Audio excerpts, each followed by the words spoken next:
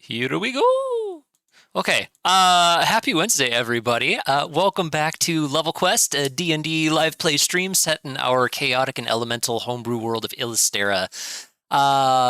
Before we begin, just one little thing today. Our usual trigger warning. We dig into body horror, addiction, coarse language, stuff like that. Not trying to traumatize anybody, so if you need to step away, please do so. And come on back and join the fun when you're feeling more ready and resilient.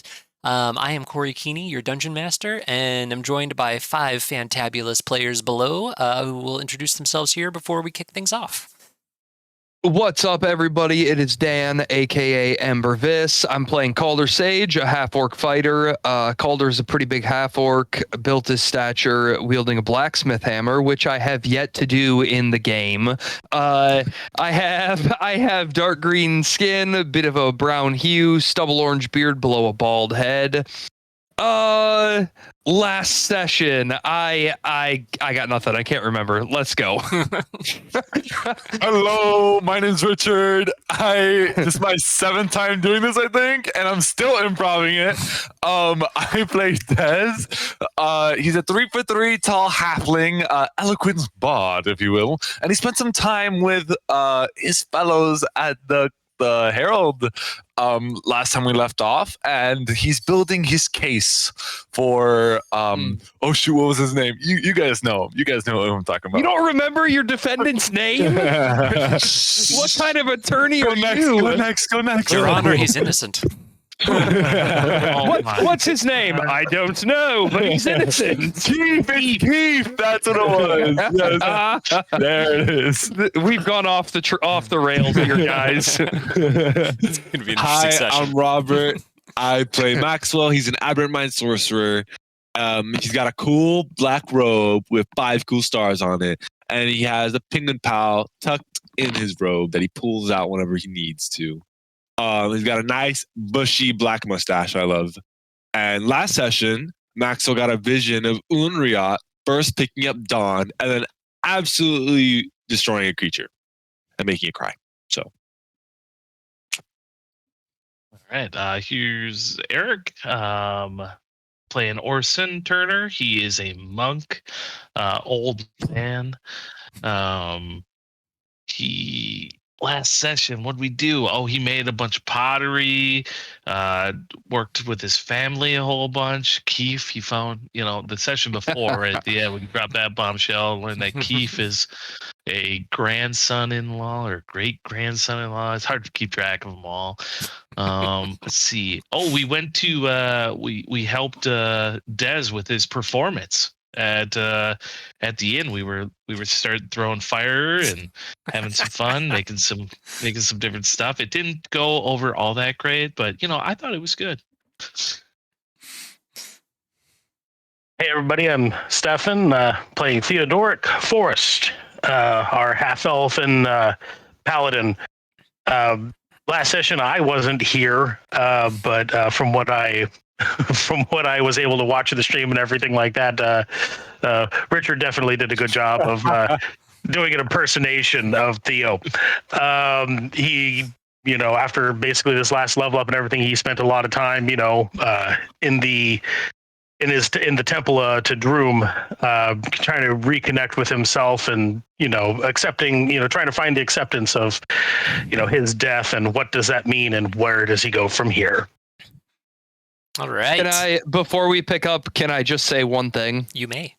I do remember Caldre was very upset last session that the entire party wants to do something different than he does, and he's very concerned about getting backdoored. Oh God! Forgot about that. Okay, sorry. That's like That's the third innuendo of the night. Yeah, this is gonna be an interesting session. And we're in vigor, so there's plenty of energy for chaos. All right. Previously in Illustera, after spending some time in Throom, learning to control their newfound powers, our fated few decided to pursue evidence that some larger plot is afoot, and Keefe is an unfortunate pawn. Keefe's family, Orson's great-granddaughter and kin, were escorted to Theo's family farm on the outskirts of Throom's farmland. and provided with an armed guard masquerading as a farmhand for protection. After receiving a temporary deputization from Captain Banks, along with some guidance that this attempt on the city must be coordinated by some force from outside of Throom, not from within, the party set out on the road once more.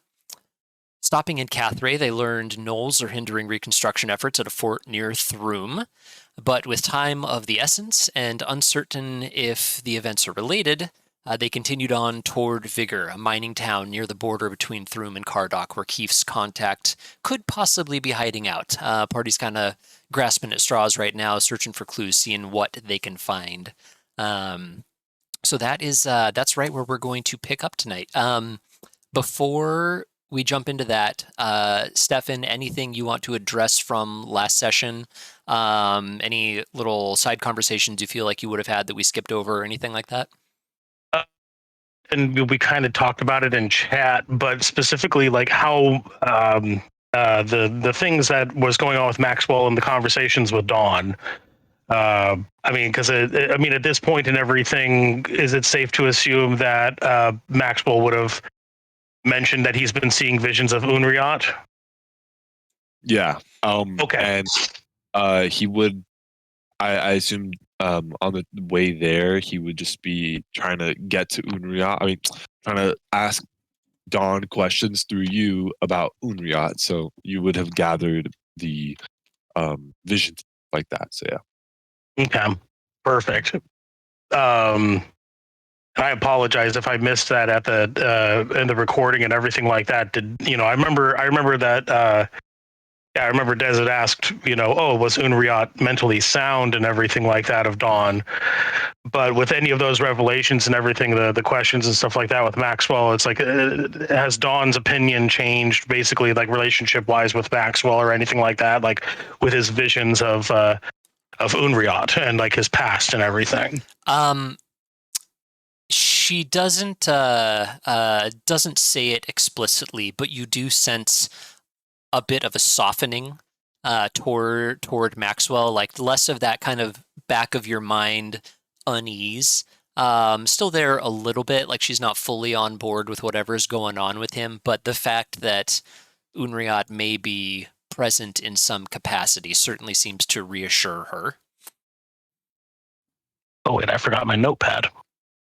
Not the notepad. You got to write down his weird owls. It's underneath Wait, Tom no, Selleck's they're not mustache. owls. I was thinking the same exact thing. It's right there. It's right there. Wait, No, usually I have it right here behind me.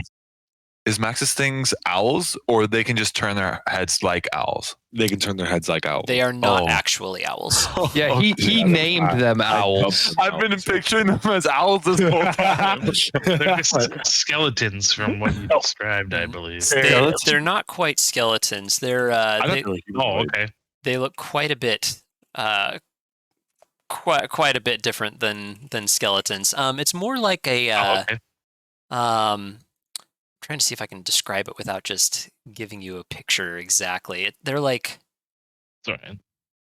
I don't know, their skin is like gray and kind of cracked, and they've got these little stony protuberances almost, or bony protuberances, like poking out at weird spots of their bodies. Skin like, like if you get like a really bad dry heel, like it kind of cracks a little bit. It's kind of like that, but like in large chunks across their body. They have no lips, just this giant grin of fangy teeth and yellow, like bright pupilless yellow eyes. They're pretty nasty looking. Yeah, that's gross. I like them less now. I don't think owls is an appropriate. I'm thinking of them as owls. No. It's just the head rotation thing. Yeah. And okay, I guess that was the thing too. And I apologize. Did we ask Dawn about those? Did we ask Dawn about the owls?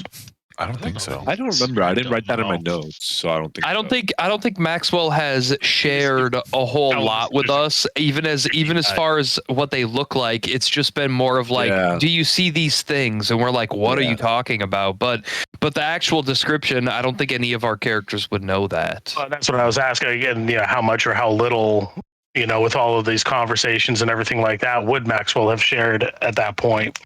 Maxwell would just share if he gets asked, but he wouldn't. It's not like he's trying to keep any information, but it's not a priority to share the information. Okay, And I no think problem. he thinks they're just in his mind. Okay.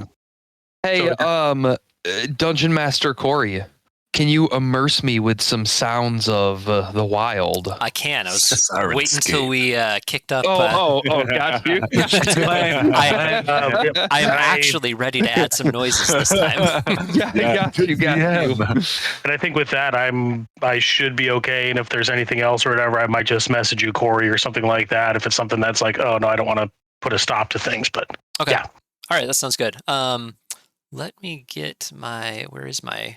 Oh no, my buttons. They have fled. We'll just get some casual town music going for the time being That's as we me, by the way. step into vigor. That's That's Des just playing away. No, yours is way that more is death not playing metal. for sure. Yours is way more death metal. 100%. All right, so you guys, I'm alright with you roll into vigor, trudging up the hill. Just as dinner is kicking in here, the sun is starting to fade, and you roll into this little town that is very much here for function. There's not really a lot of infrastructure here. It's simple houses. There's one tavern with a couple beds in it, but mostly just there to service the people that work in this little community.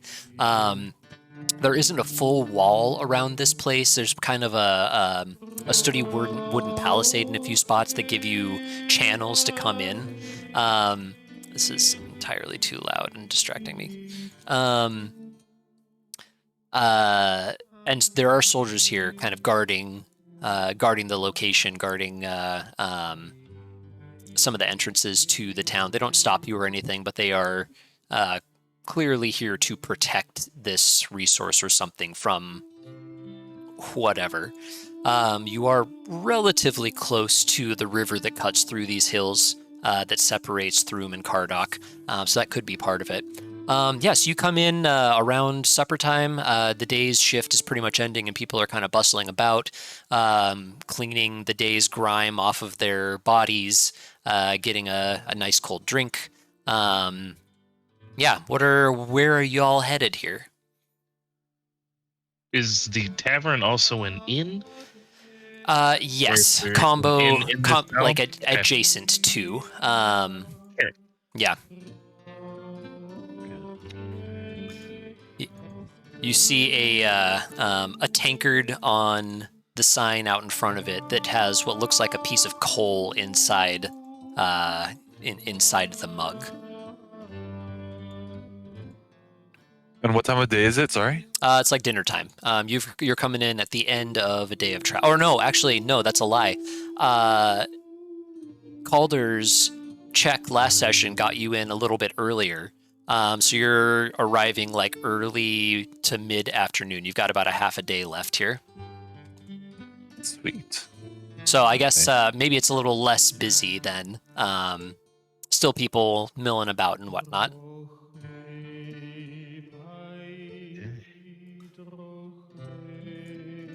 Nobody's doing anything. We're just standing in the town square. You're just standing dumbfounded at the gate, just looking around. Well, gentlemen, should we go check out the tavern? Usually get the lay of the land from those establishments.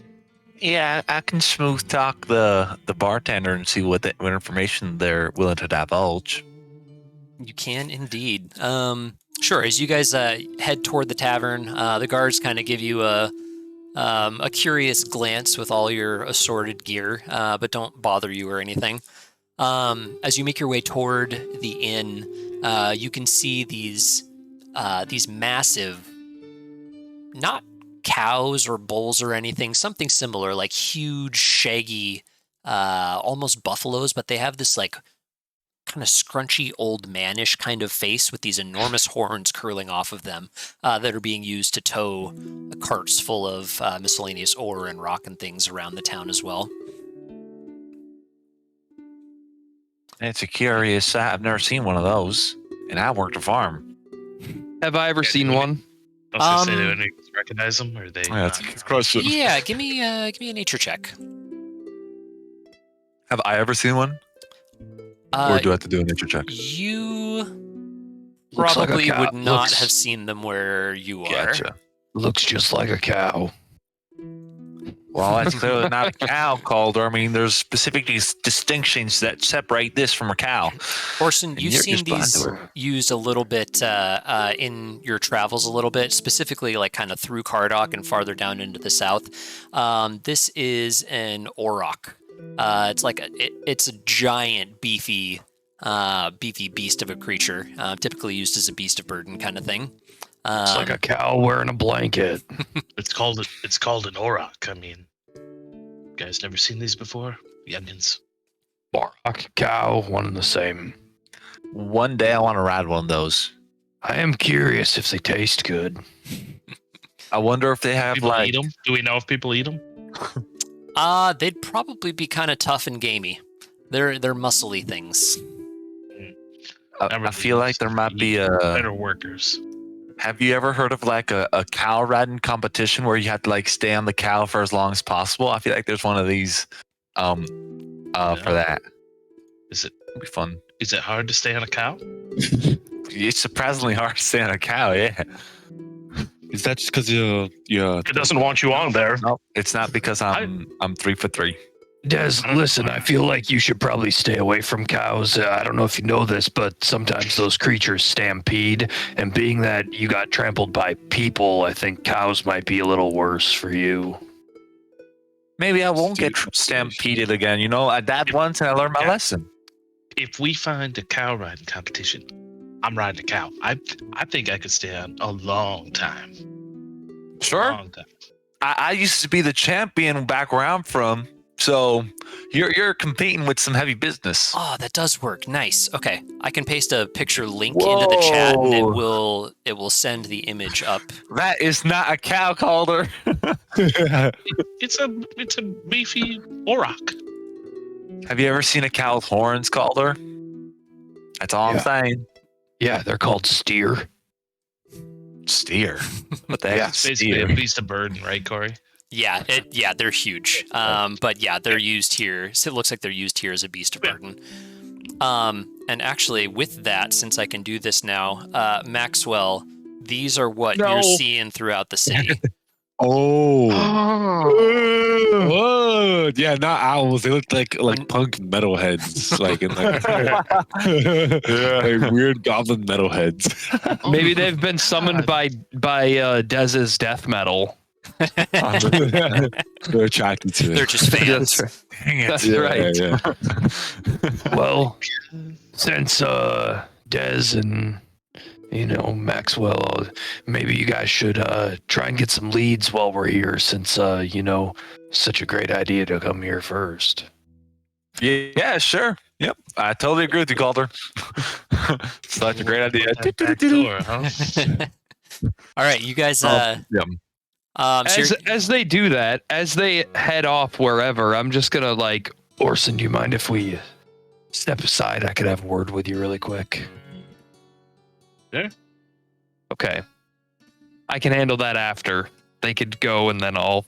Okay, sounds good. All right, so Dez and whoever is going into the tavern. Just kind of get the lay of the land here.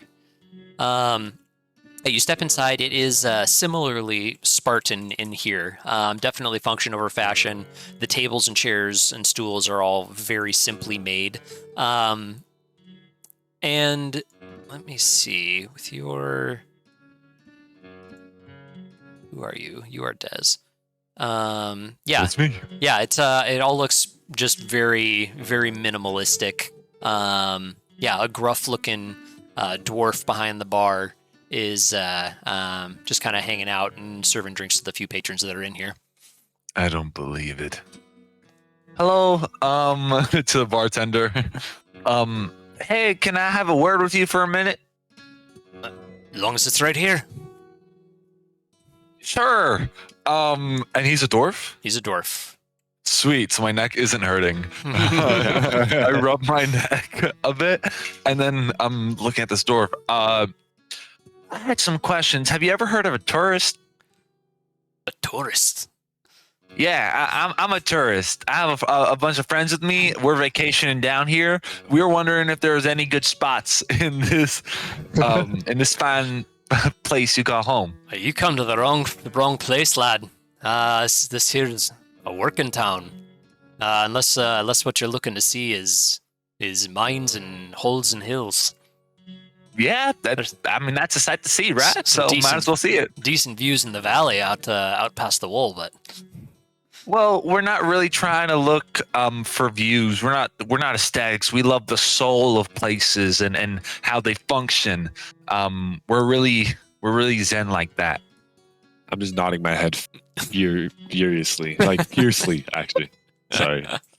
the soul of place. Well, a town like this, the soul's underground.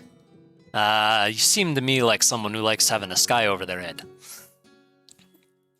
Yeah. I mean, I love having the sky over our head. I mean, who doesn't? But a miner always has a sky over his head, even if he doesn't see it. It's very true. You got me there. What do you want to know, friend? Anything. What are some places in this town of significance? Are there any good people we could talk to? We're just trying to see what's up. It's a pretty simple operation. Not a lot of interest here. We got warehouses of ore and a couple of little refineries here, and I mean there's a guardhouse, there's a tavern, there's a bunch of little houses. Mostly it's just a mine. Do you know who's like the mining officer that we could talk to? I just really am curious about mining. I feel like it's like my second side hobby besides playing music. It's a small town. You're gonna wanna if you're interested in mining, you're gonna wanna go over and talk to Budzik. He's you'll find him down a little farther into the town near the hills. Budzik, does he have a last name? Budzik Gemhart. Gemhart. Now, could you spell Budzik for me? I think he's gonna go by he's gonna go by it no matter how you spell it, friend. But just making sure. You know, if I showed my notepad to if I showed my OneNote to any people of this town, I would make sure I would want to make them understand who I'm referring to. Okay. But thank you very much. Oh, by the way, do you know who mans the guard post? Who's like the chief officer there? I don't know who exactly is in charge there. They rotate in and out every couple of weeks. But do you know if the guard post here is manned by a specific larger city like Cardok, or would it be manned by the people here and just for the people here? As soon as you mention Cardok, he kind of gets this nasty look in his eyes and just like spits on the floor next to him. Says, No scum of that country is ever going to set foot in this city. Wow, I didn't think people my height agreed with me. I really appreciate that. There's a Question. We've got a small garrison from Belvance that comes up every now and then. Couple of them stay behind. They check in, take the resources back with them. We're doing our part for Thrum. Awesome, sick. I was wondering if there was any forts or anything around here. Forts. Well, there's the Overwatch down the way a bit. Where's our map, just for easy referencing? All right, so y'all are at this green circle here. There is a fort overlooking the river and the valley that's right about there, called the Overwatch. Caldre, you're not there at the moment, but you have some experience here. I have a question. Remind me, what had occurred at this camp that we were coming here?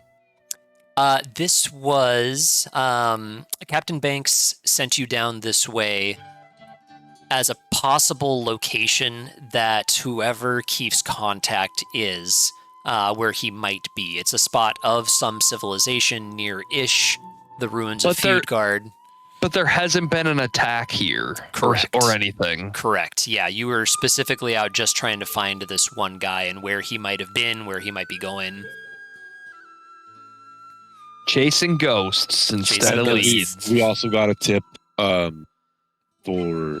the Overwatch fort, right? It was a fort in the mountains or the hills. I don't think we got a name. That's the one that I wanted to go to. That no, you wanted to go to the one that's back here, closer to Thrum.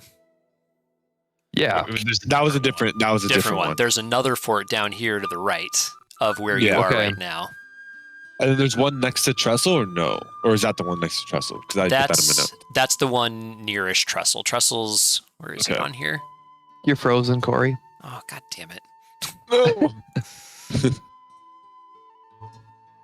I gotta just leave this window open so I can turn my camera off and on instantly.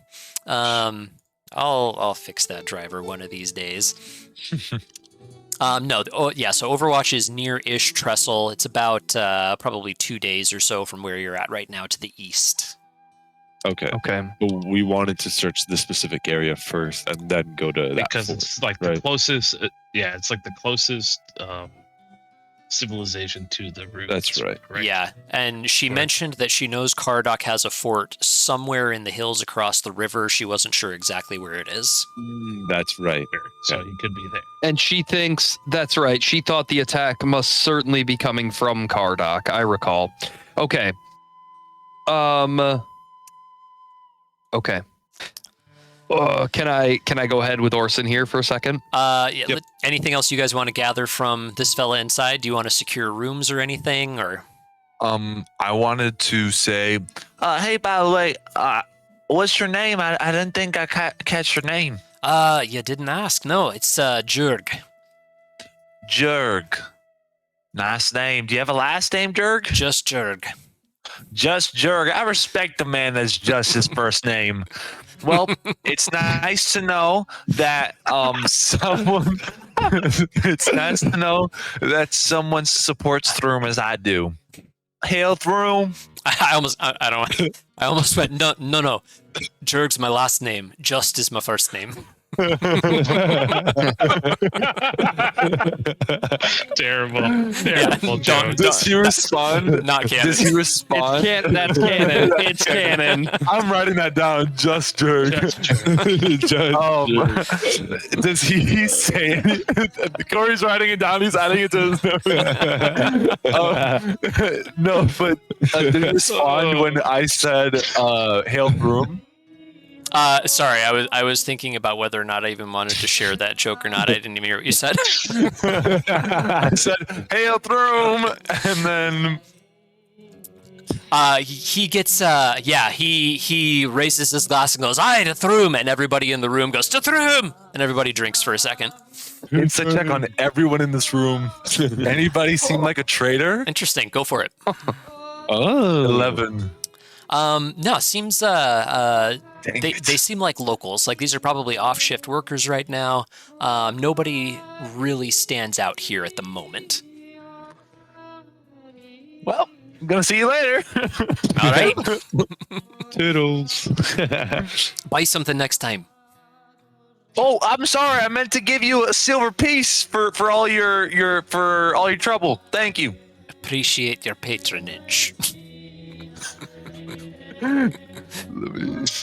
All right, yeah, Caldre, Orson, and I guess Theo, you're out there too. Or no, you wanted to pull him aside for a second. Go for it. Orson, listen, before we go inside, I feel like I owe you a bit of an apology. Why? Well, if I'm being specific, when I told you the other day that you could fuck right off, listen, you made a joke about putting my name in the paper, and well, I don't know if I'm ready to trust everybody here with all the information yet, but I've got some things in my past that I'm not too proud of.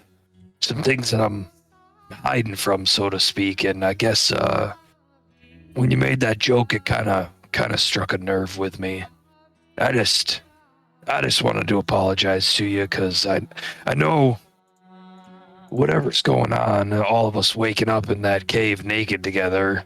There's we're connected or something, but I just didn't want you to think that I was just being an asshole for no reason.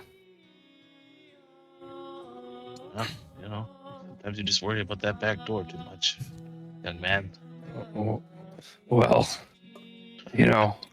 tactically speaking, you don't want to get backdoored, so. Yeah. No worries, no worries. I had left my mind. So All right, well, I can take as much as I can dish. If we need to keep your name hidden, maybe you shouldn't tell everyone your name. no, I don't. I mean, it's not like that. I just don't want to be advertising it necessarily. I'm not ready to really run into my past yet. But I mean, I'm also not really trying to. Anyway, thanks for accepting the apology. And I'm just gonna smack him on the shoulder and very awkwardly walk inside as fast as I can.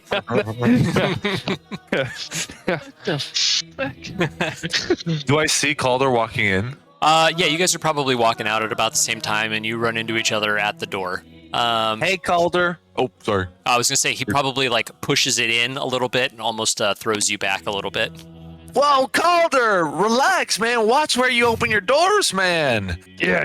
Look, I'm plenty calm. Did you get us lodging?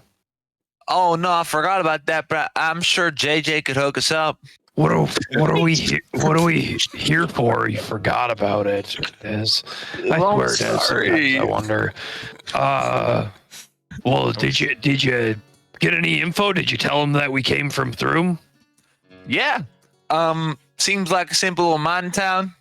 Nobody here really seems like they're for Cardok. They're actually against Cardok, fourth room. So they're kind of in our ballpark. But there's a mining town. There's a guard post. There's all sorts of, well, not really a lot of stuff in here. Did you tell him about the captain and show him the writ? No, we have a writ. Well, my bad. I mean, what other information wouldn't he divulge?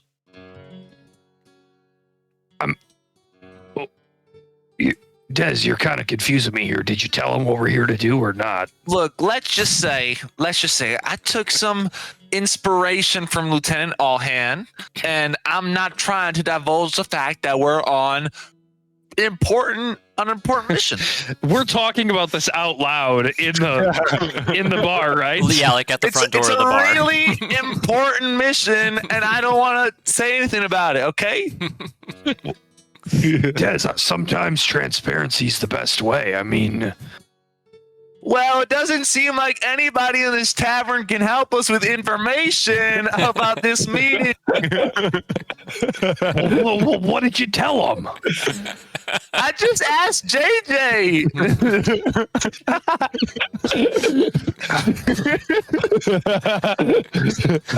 JJ didn't seem like he had any information he could give us besides the mining post, which is run by Bud Singh Gemhart. JJ just jerked. Just jerked. But Jurg is the J? Sure. Okay, I got you. Wait, what is it? Is it I'm not gonna immediately look over to Theo and just eyes. Oh, there you go. Just Jurg. I got it. Okay, JJ. We did it again. Theo, how did you do this for years, man? I just. I mean, he's charming in a certain way. He knows the time go by. He's as charming as a mosquito, I think. Little. Hey, I was gonna. Des, did you tell him the headline? oh shoot! Wait, which headline? I mean, I could write up another one. What headline do you want me to give him? The Guccini one. That's the best one so far. That's the best one. Yeah. All right, Jerg, just Jerg. I'm gonna immediately just like slap my hand over Dez's mouth, and I'm gonna turn his face, look at me, and be like, Gucci for the needy. I need you to stop talking about me. Caldre, we already talked. It's not going to use your name. It's okay. Don't worry. I gotta have a pipe. I'm just gonna turn around, walk out to the front deck, and have some tobacco. Okay. Not everything's about you, Caldre. Hey, Just, you got room for 5 for the night if we need to stay? If you're willing to bunk together. He didn't deny it. It's just his first name's just. I guess I didn't know. Hey, JJ, sorry. I wasn't in there. Sorry, I kind of met it there. How dare you? Oh my God, Eric. Yeah, rooms for the night. Two rooms. Call it. What would that be? 2 gold. Yeah, 'cause half of that's food. Yeah, two gold for the day. For 2 rooms, if you all want to split them. Can I? Can the 1 silver I gave you count towards that, please? You got a penny pincher too. Kind of on a budget. Maxwell will give 1 gold. Maybe you need a show for the night. He's quite the performer. Yeah, We put a whole pay another thing gold on. as well. No, Orson, I think I might have given up music. I don't think I want to go down that path anymore. Giving up music? What are you talking about? You're amazing. Last time I performed, nobody liked it. It wasn't Listen, spectacular. Listen, not every pot comes out straight. It's okay. I don't even know what that means. You just keep on turning, man. It's okay. No, I don't have it in me. I used to have it, but now I'm just washed up. That's what I'm telling you. Not every pot comes out perfect. It's okay. Maybe one day I'll listen to you, Orson, but today's not that day. One day you will be a master musician if you just keep trying. You have that taste. I see the glint in your eye. Okay. Thank you so much. Just grabs a couple keys off the wall, just kind of shakes his head. Follow me. And he shows you to your rooms. Again, very simple. A bed, a table, but a spot you can stash your stuff if you want. As you continue looking around here. Would it be plausible for Caldre to set up a little spot to camp just on like the outskirt of town with a campfire? Totally. Yeah, there is definitely camping space available. Is the weather nice, and do I believe the forecast is going to be nice so I don't like wake up in the rain, you know? Give me a survival check. Okay. How you camping? Well, maybe I don't want to rack up. Oh, yeah, looks like it's going to be great weather. It's actually, yeah, it's not too bad. It's a little overcast right now, but pretty, it doesn't feel like it's going to rain or anything. Looks reasonably clear. Yeah, I'm gonna go. We just recently had a nice bath and a nice place to stay. I'm gonna go with sleeping outside by a fire tonight. Okay. Yeah. You set up. Go ahead. Well, sorry. While I'm doing that, I want to appear to be nonchalantly just chilling by a fire, but like I'm eyes anything that looks like that hooded figure, any people meeting suspiciously around the edge of town, like eyes out for anything that could be a lead. Okay, sure. Yeah, it sounds good. What are the rest of y'all doing with the rest of your day, evening here? Question. This is probably gonna be a little later. I mean, I don't know, Dan, if Caldre is like at a fire right now, or if he's gonna do it later. He's definitely gonna go set it up now, and like it would be in an area you guys would be, if you walk outside, you could like see him somewhere. Like It's not like he's trying to seclude himself, but he's just like going to build a fire and gonna chill by the campfire tonight. Maxwell's gonna like kind of notice I hope he notices that Caldre's building a fire. Sure. And he's gonna turn to Caldre and be like, "What are you doing? You're not gonna sleep inside?" Well, previous profession. Don't really want to get into the details, but we slept outside a lot. Sometimes it's comforting to be under the stars around a fire. More comforting than a bed. You're not worried that the masked figure, is gonna wake you up in your sleep, destroy your tent, and then murder you. Sorry, got carried away. I mean, I sleep with this, and I'm gonna put my long sword across my chest. I'm just gonna say it's only a short run back to the tavern if I need to get you guys, and I guess when you've seen what I've seen, can't say I really fear death anymore, Maxwell. Starting to believe in a little bit of fate, like whatever's gonna happen is meant to happen. If I'm gonna die by this campfire tonight, then I'm gonna die by this campfire tonight. But while I'm sitting here cooking this slab of meat, I'm gonna enjoy it. Do you want Pebble to stay with you? Just keep your little company. I mean, And he's if anything kind of cute to look at, I guess. It's not like I really talk to him. If you feel like leaving him, I mean, I'm not gonna tell him to go away. if you need him to go, then if he's bothering you, then I'll give him a good yell, I guess, and just call him over to me. Need to see it, but I think he'll be gonna leave fine. him here. Do I have to do anything? Like, do I gotta feed him, or like, I mean- do I gotta like keep him warm or anything, or is he just gonna sit here? Belly rubs once an hour is standard in penguin care, and then Oh god. maybe head scratches or just give him a rock. He likes playing with rocks. Not sure where that came from, but Yeah, yeah. it seems like a lot of work. All right, I had a dog once. Perfect then, yeah. There you go. And then he's just gonna pop Pebble into existence and just plop him into Calder's arms. Good luck. He's I a lot like easier take than- him and like hold him out. Just set him down next to me. Beady little eyes just kind of like look at you. Flip my steak over. Pebble, you be nice now, okay? This is Calder, and you listen to whatever he says. Calder, just figure out how to understand him. It took me a while too, so yeah. And then I'm gonna go join the rest of the party for whatever they're doing. Okay. Perfect.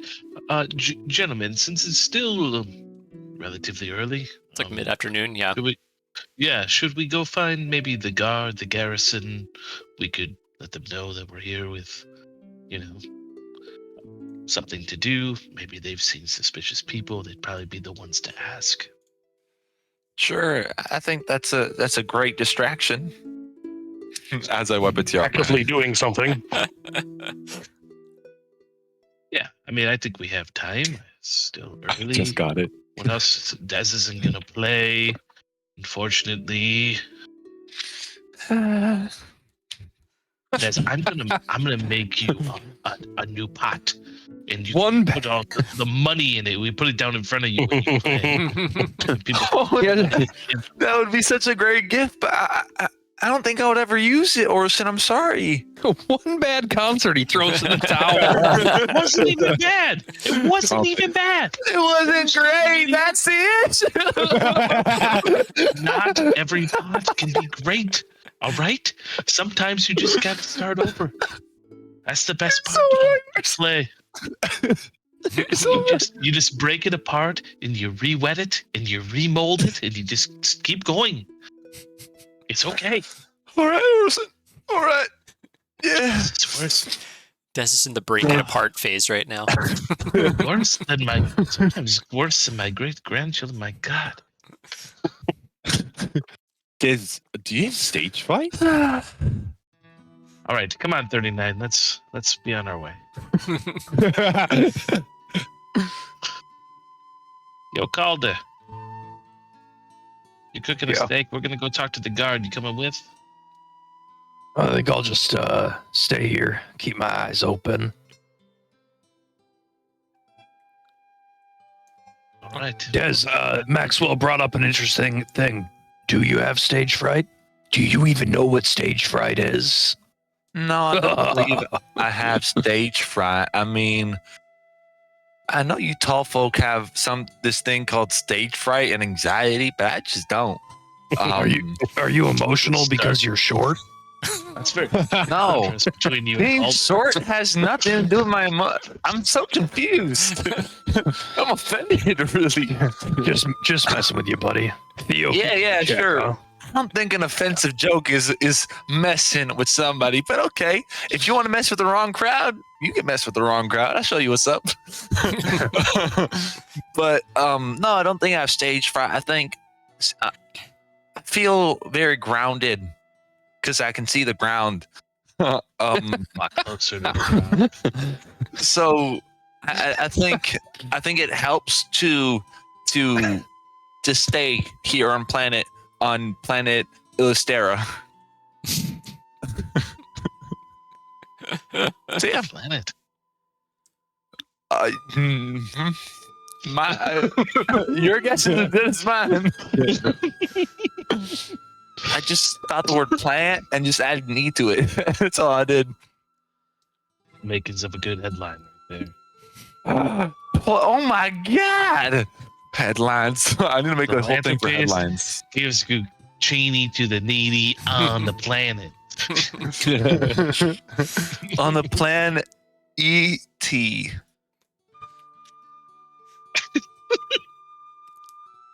All right, so you guys are gonna go find a guard. We're just walking away as we check out. Yeah. Corey's like, this is horse shit. This is all horse shit. I mean, you're having fun, and I'm enjoying listening to it. So I like your whatever. lore. It's really great. But Towels. there's not Orca. All right, so Or- Orson or- and Dez and Theo, it sounds like, and Max, everybody except Calder is going to find a guard of some sort. As they Just keep leave, an eye on our back door. I do. Yes, I am. I was just gonna say that actually. I want to look at all the. I want to see if anyone in town is watching them, like more than like a regular passerby. Nonchalantly, Yeah. of course. See While if I'm like anybody cooking my is- steak. See if anyone's watching them leave more than you. Okay, That's give right. me a insight check, I guess. Insight or perception, your choice.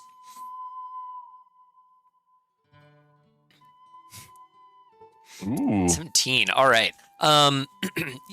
Nothing.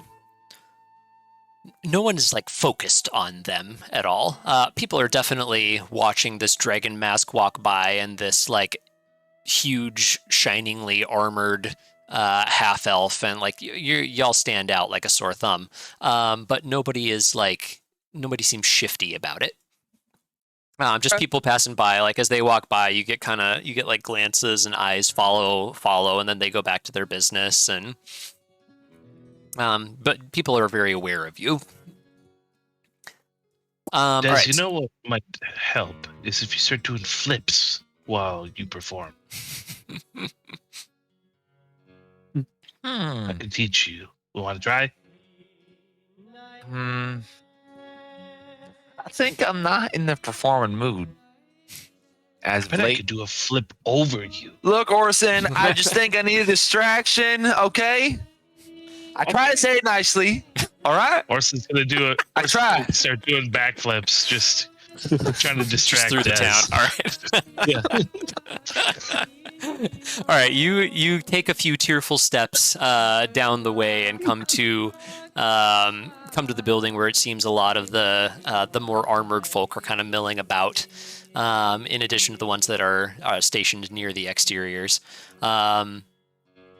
Tromp on up to the nearest one, who greets you and kind of sets his plate down and stands and says, "What can I help you with?" Hi, sir. I'm sorry I didn't mean to intrude on your lunch or dinner time.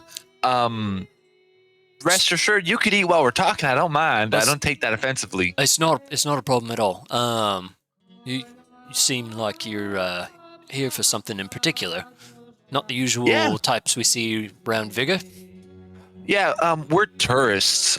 We just want to. I'm kidding, sir. I'm kidding. You didn't take that lightly. Anyway, I understand it's been a long day, but we do have a writ from Throom. And we're just looking to see if there was any suspicious activity around Maybe here. your leader is here that we could speak with. Yeah, you hand him the writ, and he looks it over for a second and tells you to wait for just a second. Heads back into the barracks, and another gentleman comes out with him a second later. That seems just a little bit more stately, more commander-esque. Human fella who introduces himself as Fidor.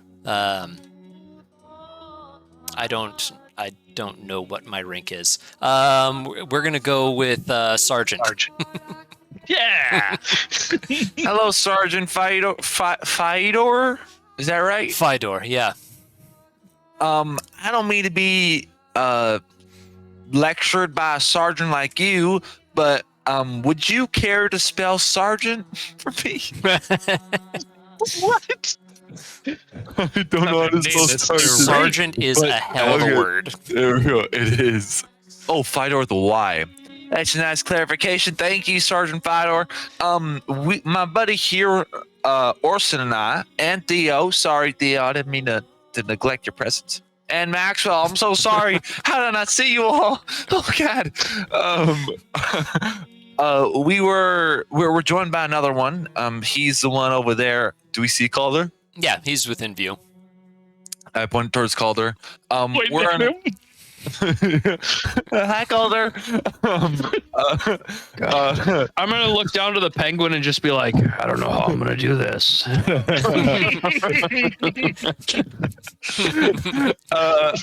We're here on some official business bathroom. Is there a private place we could talk with you? He just kind of nudges you around to the side of the building, away from prying ears, not like a private office or anything, just sort of off to the side there. Wow, your office sure is spacious. Not a lot of space in Vigor, unfortunately.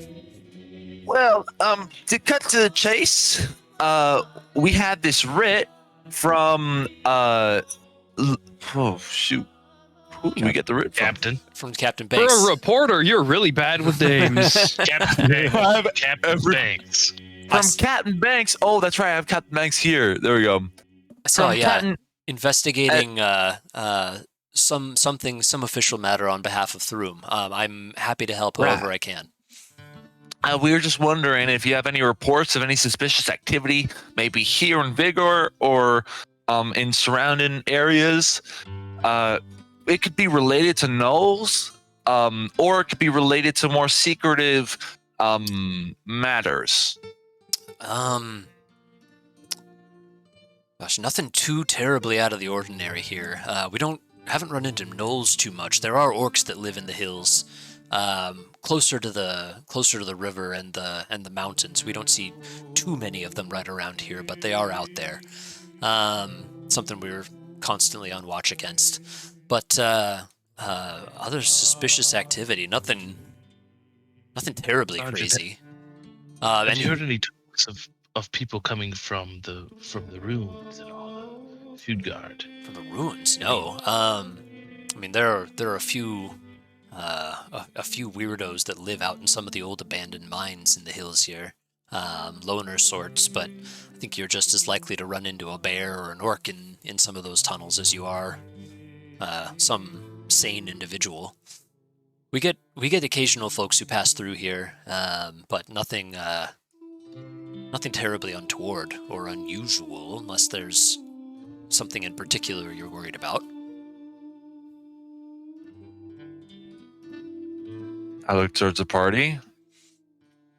And the cloaked figure and everything, there was only the cloaked figure didn't have any kind of symbols. They just were wearing like a black cloak and everything, right? Yeah, you didn't get a great look at him.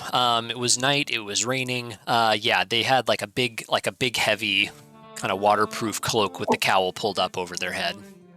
They had a very deep voice, and they were a big boy. But that's about all you got about them. Any hooded figures, very large, that you can recall coming through town at all? We're kind of looking for this man, this enemy of through. Big fellas. Yeah, very large, very quick and nimble too. I was chasing him at one point, and he managed to scale a wall in no time. There was one fella I made note of. Gosh, maybe a month ago now. Month and a half ago. Never did anything. Okay. Anything. It's been like 3 weeks for us, right, Corey? Yeah, about that. Yeah. Never did anything untoward. Just had kind of an air about him. You know the type. You're never quite sure if you're gonna need to step in and act. He had a very deep, rumbly voice. Yeah, that sounds right. He was just here, as I recall. He was just in and out of the general store. Just bought some supplies, some rations, and was on his way again. Same day or the day after. Hasn't come back through. I haven't seen him lately. Let's see. Would he have? Hold on. You know if he met with anyone? Okay. I was gonna say, is there, or has there been any talk of insurrection to Throom out in this countryside area? I need to die. That's not nice. I gotcha. What? Yeah, I heard that too. God, I didn't think we asked that hard of a question. He goes, actually, I might have seen him again a week ago or so, a week and a half ago. That would be. He might have been here, quick, in and out, just recently. I have 2 questions. I think he was out he didn't leave toward Bell Vance or toward any of the cities. I think he walked out into the hills. Like to the south? Southwest, yeah, somewhere out that direction. Okay. I was just about to ask, how far is it from Feudgard to here? From Feudgard? That's a good question. It's about 6, 7, 8, 9, 10, 11, 12, 13. Days. Year 2? It's about 3 to 4 days if you head straight there. All right. Well, Over the hills, through the forest, and then down into the swamp. and so southwest would be indicating that they walk towards, or at least in the general direction of the ruins. Correct, yeah. Gotcha. You mentioned that he had been to the general store. Is there a person we could speak to that you would recommend us to speak to that could maybe be a witness to him? There's only one fella in there. Yeah, just go in and chat with Seaver. He'll help you with whatever you need. Seaver? Does Seaver have a last name? Seaver, no one has last names here. Oh, a bunch of first name people. I respect that. Seaver. No, his name is No One Seaver. Yeah, yeah. Well, if we don't have any further questions, I look to the group. I'm gonna have to buff up my my random name charts. Yeah, this is now canon in Corey's world. No dwarves have last names. Except for JJ. Except for JJ, yeah. Well, Sergeant Fidor, it was a pleasure to meet you. And hail through. Hail through. Insight check. Ooh. He seems amused but on board. I'll hopefully go, see you again. Oh, Just still real walking quick away. before we go, is there any less patriotic members here that might be helping these sorts of people? I get the meaning. I get your meaning. Not really that I've heard too much. Vigor, Fair. we're here. We're providing resources to rebuild the lost infrastructure from Cardoc's attack. I don't think you'll find too many sympathetics in our ranks. Perfect. All right. Yes, if we're still around and you see this man, please let us. Absolutely. Yes. A pleasure to meet you all. You as well, Sergeant. I'm already at the general store. Okay. Yeah, you head on in. There's one fella in there that is kind of just checking out. He's got a bunch of mostly a bunch of rations. He's got a deck of cards and some other little odds and ends. Does he have a supplies big and cloak on and a really big guy? things. Not a huge guy, no. Smaller. Okay. Is he scaling a rock wall inside of the store? No, just a human. Give me Oh, okay. Go ahead and give me a round of perception checks. All right. Perception. I'll go up to him and I'll like look at the chips next to him. Yeah, but actually you're like 100%. I probably should have just done this as a passive, but that's fine either way. Max, you just kind of looking at this guy. He's stuffing everything he's buying into a bag, like a backpack. He's got a lot of food in his checkout. He's got trail rations. He's got like jerky, and some fruit. Like either he's on quite the trek of his own, or it just seems like an unusual amount of food. But he, I'm gonna cast detect thoughts. ooh, okay, and just gather surface thoughts, or are you gonna try and probe deeper? Backdoor him, bro. I knew you were gonna say something. I feel like I knew you were gonna backdoor say him, bro. Surface thoughts so you're getting question- right off the bat are just kind of like, I hope this is enough. This should be good. Apples are always a nice little treat for some energy on the road. I'll just ask him. Well, oh wow, that's a lot of food. Where are you going? Just like friendly chatter. He's kind of taken off guard by the question almost. Looks over at you and he just says, I'm just out for a hike. You're getting thoughts of like, who's this weirdo? Mind your own business. Because if I probe, he's gonna know, right? He will know if you probe.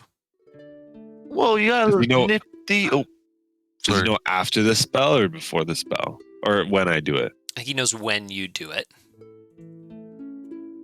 You got a nifty little card pack there. I've never learned how to play cards. Can you teach me one day? I'll be here for the night if you are. Because I'm heading to bed early tonight. Sorry. Ah, well, got an early start in the morning. Where are you headed off to? I got business to the north. Insane Official check. Business to the south? Oh. He's doesn't seem like he's like lying to you or anything. Like he's just kind of playing this off as like just casual banter, but the way he said business strikes you as a little forced. Well, I'm sure you got a long walk ahead of you. Maxwell, as he's having this little convo with Dez, you pick up on his thoughts like, the hell is this? I gotta get back. Where? I'm going to probe his thoughts. Okay. Backdoor him. So I make it's what is it? He makes a has wisdom to save, I save. believe. Yeah. It's an intelligence check.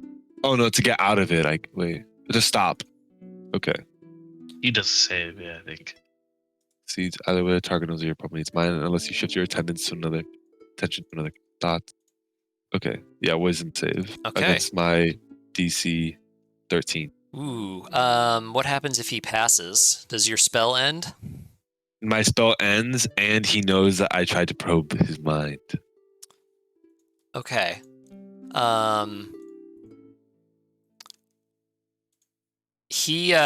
You do not get a grip on his thoughts. As soon as you start trying to weasel your way in a little bit faster, like he tries to play it cool, but definitely doesn't. He kind of like stiffens up and gives just a quick little look around, and just kind of eyes you for a second and narrows his eyes as he walks out of the store. I'm not gonna do anything. Yeah, I'm not gonna do anything. I'm going to look for What, he Seaver. left in a hurry? Did he pay? Yeah, that's what I was wondering. Seaver, did he pay? How do you know me? Oh, sorry. Sorry, that's so weird. That's so weird that I knew you, but you don't know me. Hi, my name is Farin Desha, but you can just call me Des. We've been traveling for a couple of days, and it was actually Sergeant Fidor in the guard post here in Vigor that told me about you. And, you know, like you, I respect men that use only their first names. I think you're really cool for that. But we were wondering, a couple weeks ago, you had business with a man that was very tall and had a super deep voice. Could you tell us anything about him? Did you exchange any conversations with him? Oh, I'm afraid memory's not what it used to be, my friend. It's a couple months ago. It's a long time. A lot of people come through here, mostly miners. A few folks come just for supplies as they're passing through. I'm not sure exactly who you're talking about, friend. Really? A So couple times got food. I think Sergeant said he was here about a week ago, and then maybe 3 weeks before that. Very large man. Wore a cloak all the time. Deep Oh, that voice. fellow, yeah. Yeah, big old half orky fella. I'm not sure his name, but yeah, very big, deep voice. Nice enough guy. He was a half orc, you say? Yeah, bought some supplies, headed out. I'm not sure where he went after that, but yeah, just bought some rope, some food for the trail, and he was off. Just like that other Had you guy. seen him before that? I'm not He sure. stop often. Okay. do you know exactly how many rations he bought?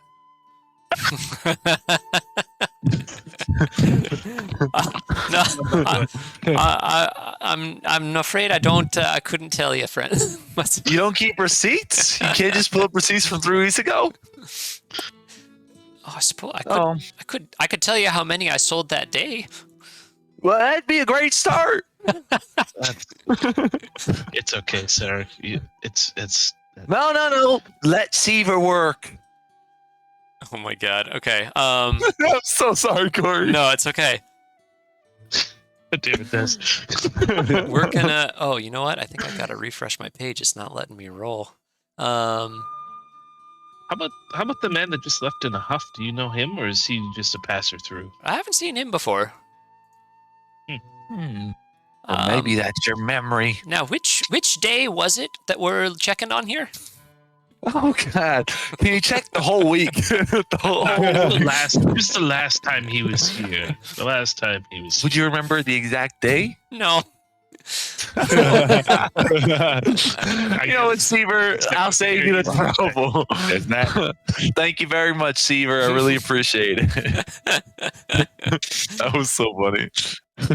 Seaver, there might be a show later at the tavern, potentially. You bet so helpful. I know Des wants to perform for the people here. I'm looking forward to it.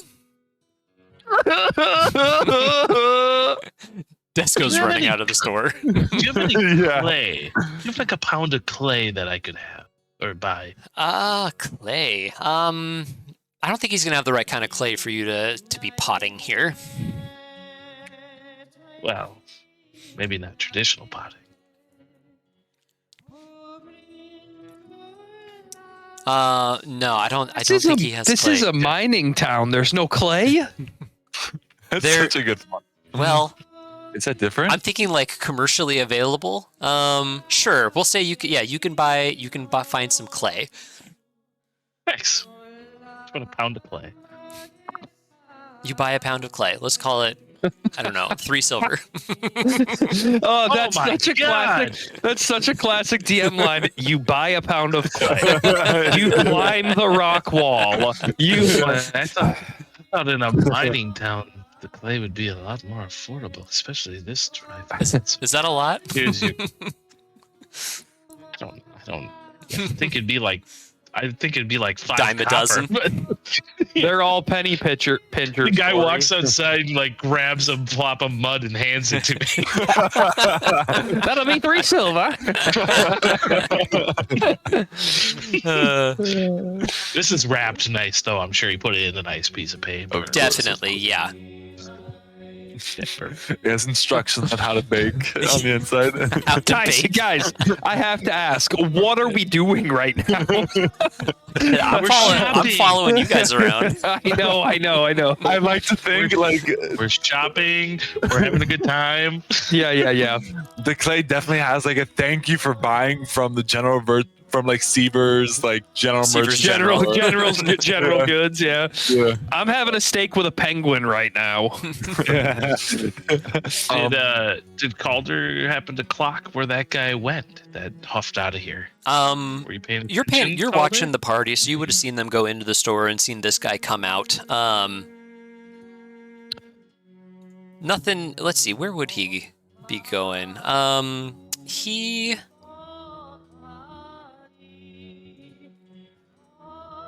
would head to the inn. He goes to the inn.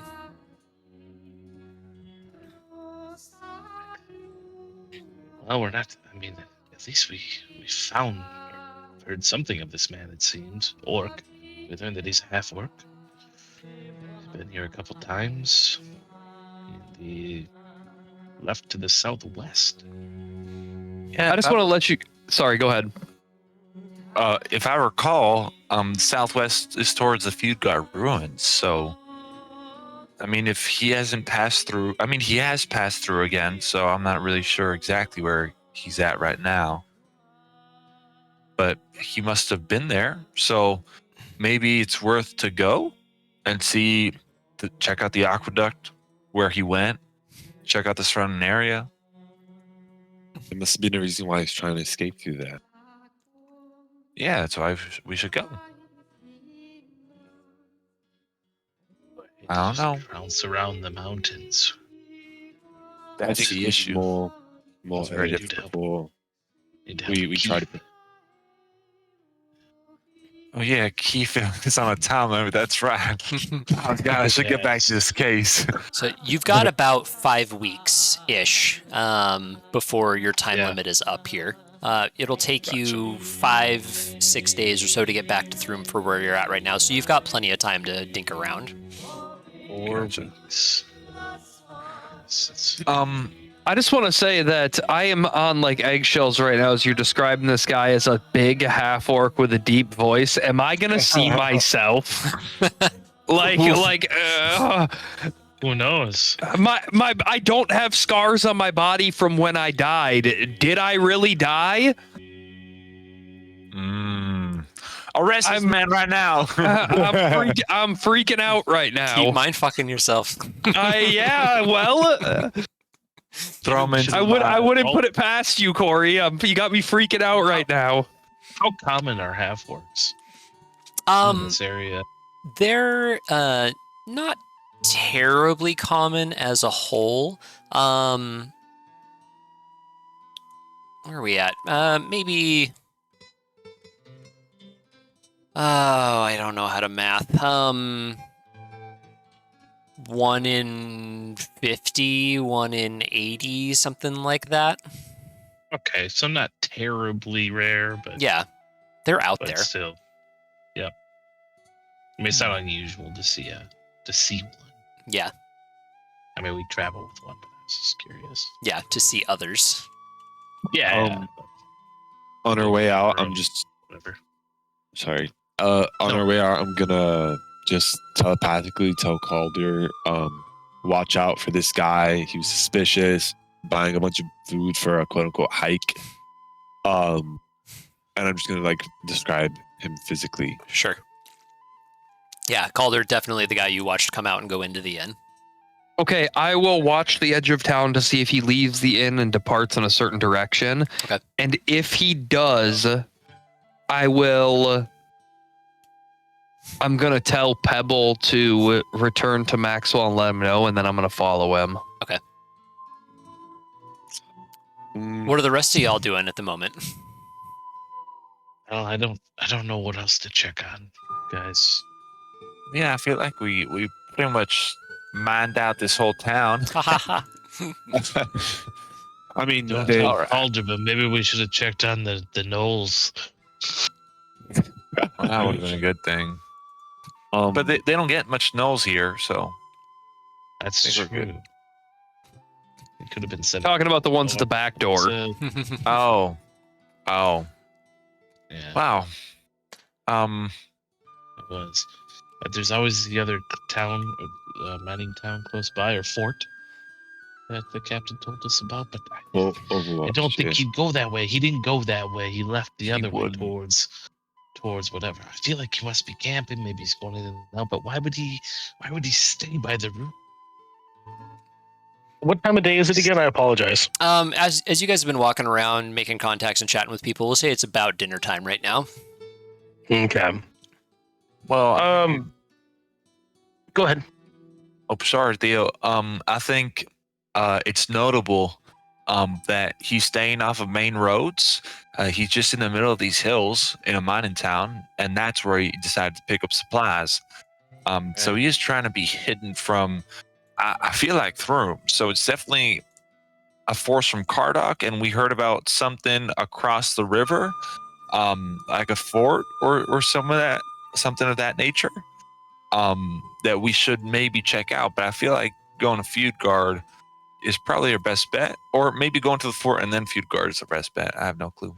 I'm worried Cross if the river if you want to go towards Cardok, and we need to be careful. Probably be considered rebels. You know, Yeah, I'm. enemies. We'd have to probably pretend to be. I can't say Hail Thrum. I could say Hail Cardok. Shush. Oh, Jesus. So I'm gonna say, as you guys are kind of chatting and hanging out in the bar, figure you're eating and kind of going over the plan here. You see said figure. I'll say it's been, I don't know, an hour or something since you last saw him come out from the area where the rooms are and head outside, backpack in tow. wait, sir, I never got your name. He ignores you. But sir, I've always wanted to learn how to play playing cards. I don't remember what was the. Does he still ignore me? Yeah. As he leaves, what direction does he go? Yeah, Calder, you see him come out and being on watch for this. You watch him head out the main, because you've got a spot kind of like outside the walls a little bit, sort of. I envision you kind of overlooking the road coming up. You see him leave Vigor along the road and then cut off the road kind of toward the south and start snaking through the hills around to the south and kind of backtracking around to the west. Can I catch up? I'm going to start following him at a distance, trying to be as stealthy as I can. I'm gonna pick Pebbles up, and I'm just gonna say, Pebbles, this is the guy Maxwell was saying was suspicious. Considering that we're just following every whim and whimsical thought instead of actual leads, I guess I'm just gonna follow this guy. See where it goes. If you could let Maxwell know all that, it'd be greatly appreciated. Let the boys know. If I'm not back by tomorrow, come looking for me. And I'm just gonna set the penguin on the ground, and I'm gonna start following the guy. Okay. All right. How I fast will assume Pebble that- come back? I assume that Pebble is he within 100 feet of me? at this point? Yeah, he gets there relatively quickly and relays to you that that Caldre is on the move. Okay, I'm gonna find like a little corner or something in the bar to gather up everybody and be like, okay, Caldre is following the man. I want Let's to check go. out his room. We can't leave him alone, Caldre. Let's go. His room. He's not gonna have anything in his room. He already packed up. He's gone. Okay, let's go. Yeah, let's follow him. Let's- I have an idea of how I can get him to confess all right. or divulge information. Oh god. Oh my god. He's not the sneakiest of guys. Let's go. Let's go. Read him headlines. Can we catch Caldre? Yeah, Caldre's moving slow, trying to keep his distance a little bit. Yeah, if you guys want to try and follow this guy, you are able to catch up with Caldre and stay on the trail a little bit. As they come running up, I'm just gonna turn around and be like, Are you kidding me? Listen, guys. Tactics 101. You want to follow somebody, you don't just go running down the damn road. We're not running. We're catching up to you. You're in. Orson, you literally came running down the road waving your arm at me. Like, you think if he turned around and looked back, you would see like, oh god. All right, Caldre, listen. you're in plate mail. You know how loud you are when you walk? But do you know how suspicious you look when you're running down the road, just flailing your I limbs? always Guys, Oh, guys. Why run? I have an Like idea. a Muppet. Should I stop It's him? canon. If I stop him, I have a really high likelihood I can get him to divulge information. No, don't stop. No, Sneak no, after him. we're gonna follow him, Des. Listen, we But what came if he to leads this. us into a trap? What if he knows? Well, then we fight our way out. That's stupid. Why are we going to find our way out there when we can just get information here? How are you going to get information? I got it. Trust me. I'm gonna get down on a knee and I'm gonna grab Des by his shoulders. I'm gonna look at him and say, I Des, I trust him. Let him. why are we in this town? To get information About what? about where this person is, and all of a sudden this guy's heading south, the same general direction where the other dude headed, and I feel like it's connected in some way, and I feel like I could do something about it. He's getting away. We gotta go. Come on. Oh, you're right. You're right. Let's just follow him. No, it's stupid. If it looks suspicious, then you can do what you want to do. I agree. I think we follow. Follow for a little while. Okay. Would be sneaky follow. All right. That sounds like a good idea. We'll follow him for a bit, and after a bit, I'll go up to him. Oh God, Des, listen. Sometimes you gotta dip your toes in the stream before you just jump in. Okay? We don't even know who this guy is. Yeah, I try to get a name out of him. I know he plays playing Well, cards. For now, we'll watch him. We'll follow him. We're Let you just- know if we plan We to. can't just go around casting magic and interrogating every damn person we come across. We don't even know what this guy could be going out to the woods to feed his sick family. For all we know, you're gonna just. Can you just take a back seat for a moment, little one? Little one. That's right. Foreign Desha, not little one. All Come right. on, 30. Oh my Go. God, Des. Guys, 39. Let's roll. Theo starts, I'm Theo gonna turn starts around. walking. Yeah, I'm going to as well. Okay, Whatever. Can someone clearly state what your plan is at the moment? Sneakily Follow him. Follow him. Sneakily. But- wow. Oh wait, Dez is fully doing this with the idea that he's gonna stop the guy at some point. Okay. Against the party's wishes. Okay. Can I get a round of stealth checks from everybody, please?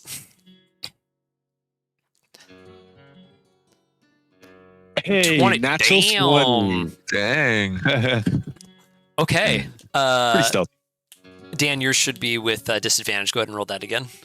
Oh, sorry. I thought it was going to do it auto. Yeah, I would have thought so too. It's I funny mean, that it does. The 320s cover it anyway. But okay, so you guys, this is just so we're clear. It's not he's not going down the road.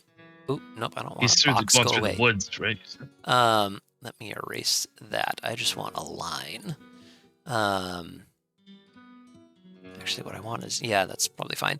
So he's not going like down toward the road. He started walking down that road and then he kind of hooked around and is like kind of making his way more this direction. Perfect. Yep, we want to follow him. I want to stop him. Nope. Oh no, not select. What? stay back. You'll have a moment. You'll have a chance. All right. I'll just hold it in my mind. I'll just hold it in my mind. Okay, so you guys, it's past dinner time now. The sun is fading a little bit, and this is very hilly terrain, and there are like kind of rocks jutting out of the ground. There's plenty of stuff to be hiding behind, and like let him get to the top of the next hill before you scamper down and get to the top of that hill as he's moving on to the next one. It's not terribly difficult to follow for the first few hours. Although as the light fades, it gets harder and harder to see him. Are you going to try and continue tracking him through the dark, or are you planning to break camp and try to follow trails in the morning? I would assume through the dark. Yeah, I think we try and push him in the dark as well. I have dark vision of 60 feet, and if he is within 30 feet, I have blind sight of him. I don't have dark vision. I'm guessing he's going to be much further than 60 feet away if we're stealthing. Oh yeah. But we should be able to follow trails in the dark the same as we could in the light with dark vision. Would be my assumption. Some of us, yeah. Yeah, I say we push through the evening. Okay, you guys push on then and continue following him. I would like one person to take point on a survival check to track. I guess two people can do it. We're going to consider this basically a travel activity. You need the people with dark vision to do it. If you are not using light sources, yes. The moon is nearly full tonight, so there is some ambient light out there. Well, I guess as much as I'm not a tracker, I think I would be at the forefront of following this guy under a little bit of duress or pressure from us thinking Dez is just going to run up and be like, teach me to play cards. I want to, yeah. So, okay. Okay. Anybody else want to take up the second one? I don't have dark vision. Can't see in I the don't dark. think- I'll do Yeah. it. Oh. Oh. Okay. I'm like trying to track as Dez is bothering me. Caldre, look at this rock. Caldre, is that a foot track? Caldre. You guys push on past the setting of the sun and keep walking along. You eventually note that you see as you crest a hill that there's a small little fire starting to burn inside a little outcropping of rock, a little cave or something, a ways away. So it's at this point, I think it's like, I don't know, maybe 10 at night, something like that. Like he marched well into the night, which would be very unusual for somebody just like out for a hike.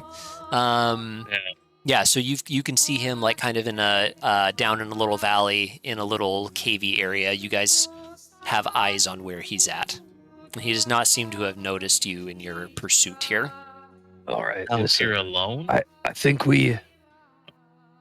I think one of us, and definitely not you, Des, should sneak down there a little bit closer, see if he's alone.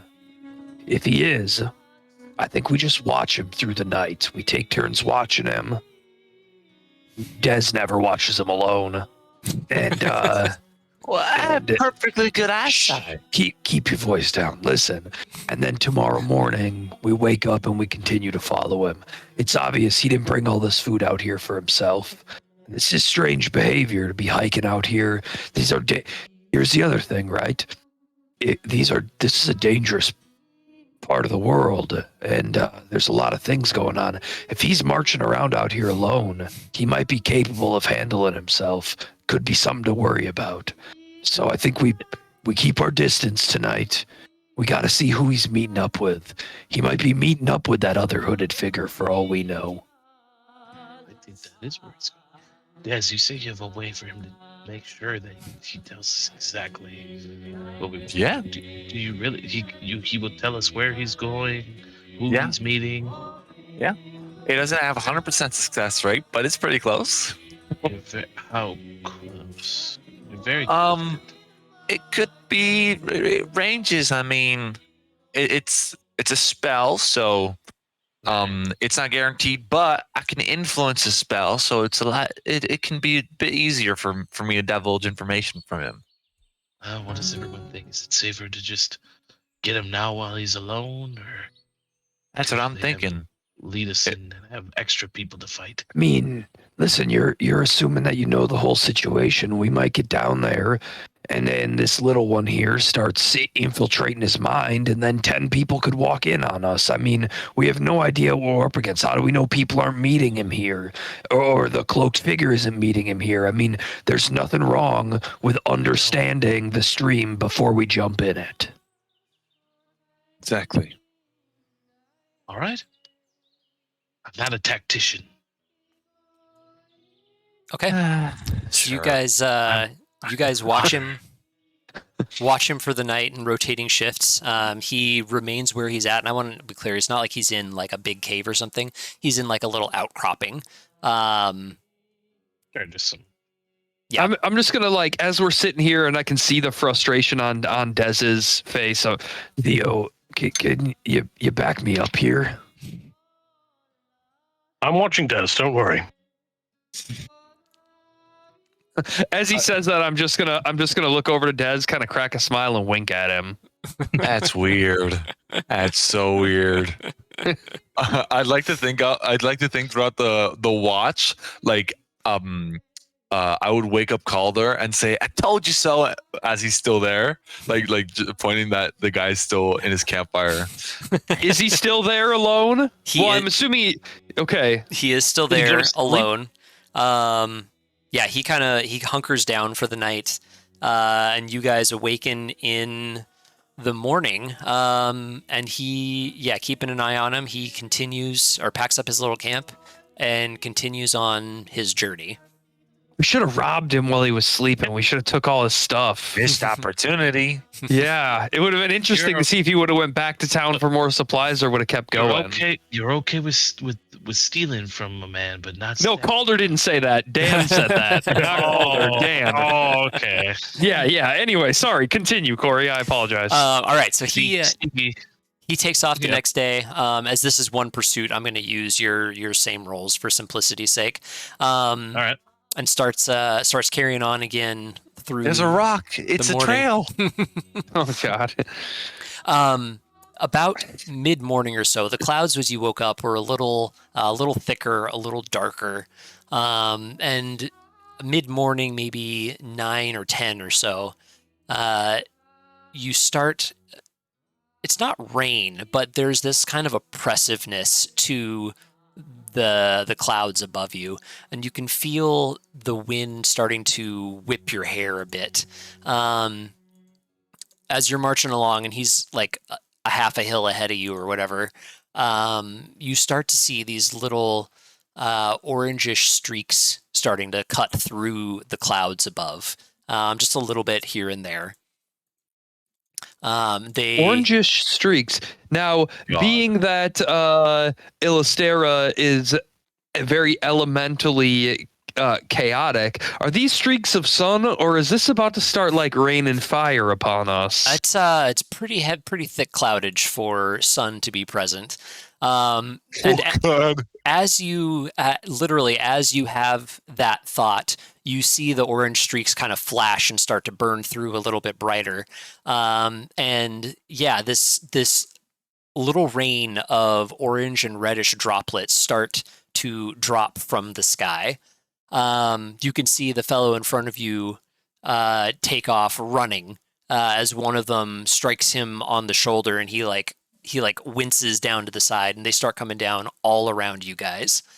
I would like everyone to please take 2 fire damage. Ooh.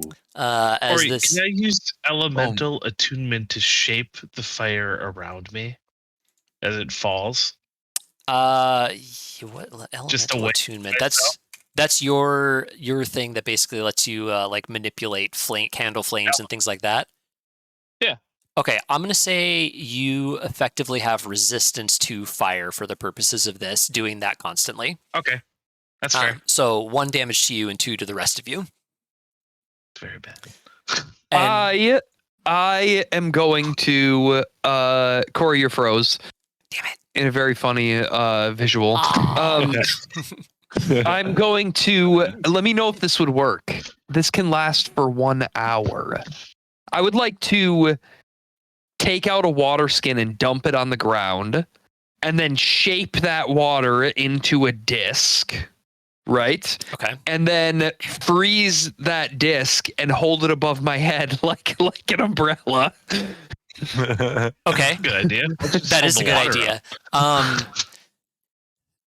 Okay, I'm gonna say you dump out your water skin, you make your little disc, and you hold up your little shield. And it does the trick at first, but you can tell as these droplets start striking the top of it, it is going to melt and melt through it fairly quickly.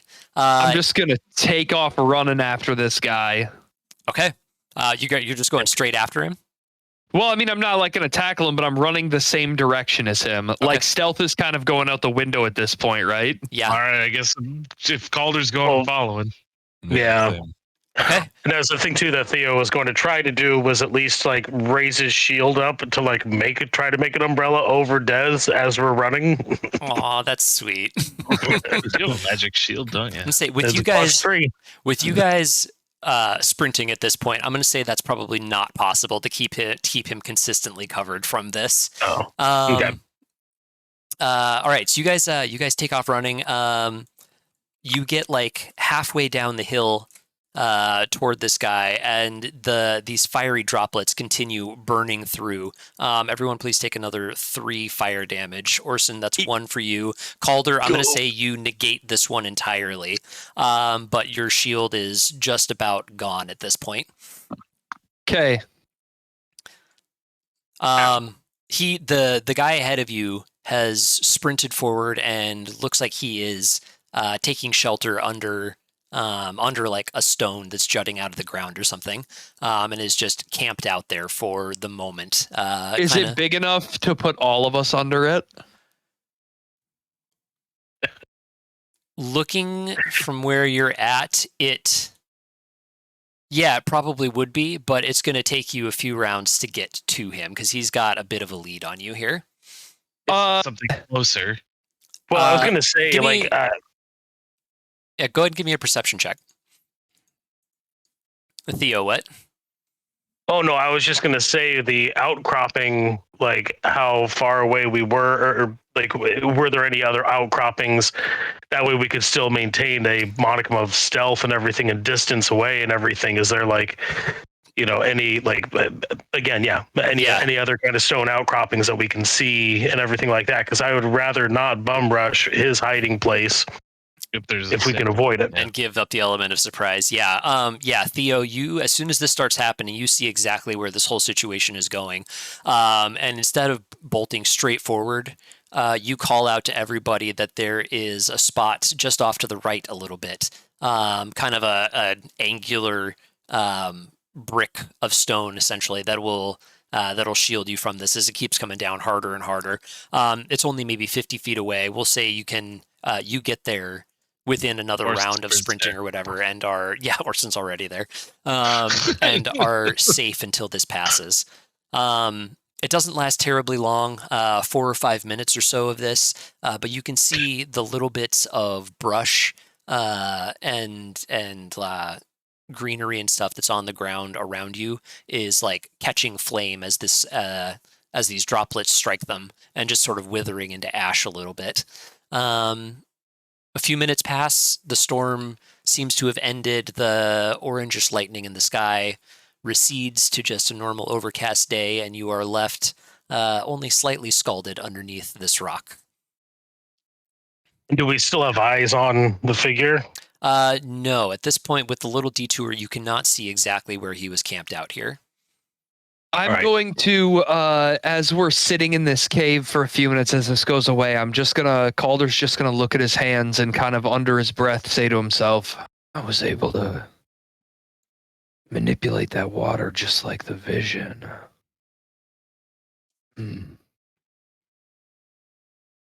That's it. Okay. Never cuts to Caldre. Assumes that's it. When the fire stops and everything, it's Orson. Would you mind seeing if we can get eyes on him again? Yeah, I'll go peek out. Yeah, you guys crest the next little ridge here, and watch out for him. And he has, as soon as the storm's passed, he seems to be on the road again, with a little bit of a quicker pace this time, perhaps hoping to not get caught out again. Continue following. Continue. Yes. Okay. Can we get our travel music back? Yeah. Oh, yeah. I stopped that for this, didn't I? We need flame rain music. Flame. I thought I heard it for a minute, and then I realized it was all in my head, like Maxwell's visions. Yeah, you carry on and keep following him for about the better part of the day. This travel's been a little weird since you left in the middle of the night last night. About mid-afternoon. And as you're walking, I haven't really mentioned this. You see occasional little openings in hills here and there, and in like obelisks of stone, where mine tunnels have been set up and abandoned. Just that arch of reinforced timbers on the outside of it. He's bypassing all of these and has been just continuing on for a while. About midday on the next day, he approaches and enters one of these little tunnels after giving a quick little look around. Heads inside one of them. Should we follow? I think we should wait until it's out. What if there's another way? Like, what if he goes through? What if he doesn't come out? We give it a day and then lose his trail? Well, if he's coming into here for a reason, he's probably going to leave something behind. We'll get information either way. What if it's a tunnel leading somewhere Right. else? Let's go in, and if we happen to bump into him on his way out, I'll just get him to divulge the information. Take A little risky. Theo, Just a what do you tad. guys think? Oops. You want to lead the way, you armored giants? We do that, we can pretty much give up stealth.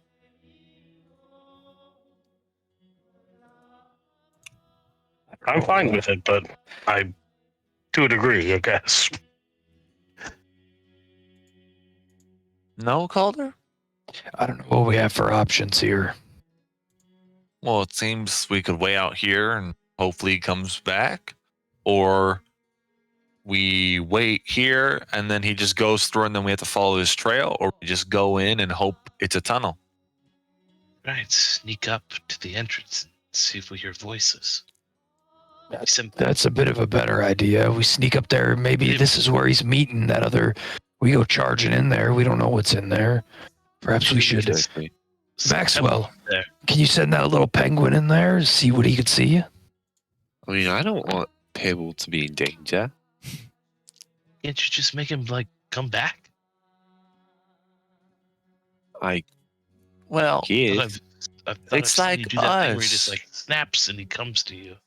I mean, yeah, but if I don't snap fast enough, then I won't have Pebble for a while. I don't want it's I don't. it's kind of like us. I mean, when I mean, you if do, die, we might not come back at all.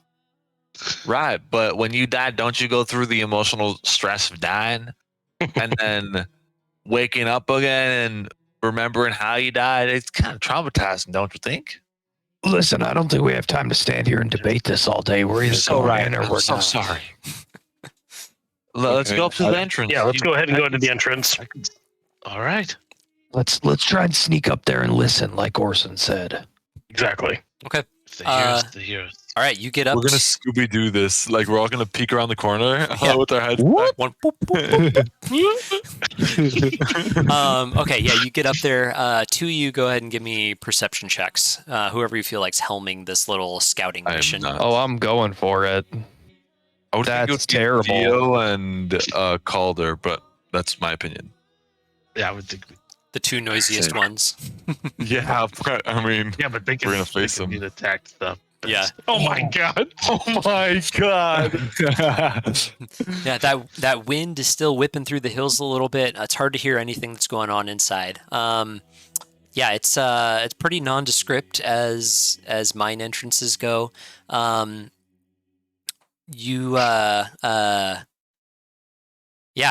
Yeah, if you want to head inside, you can. It looks you've got Calder, you've got dark vision. You can tell that this tunnel does go in a little ways. It's not like this opens up into a room immediately.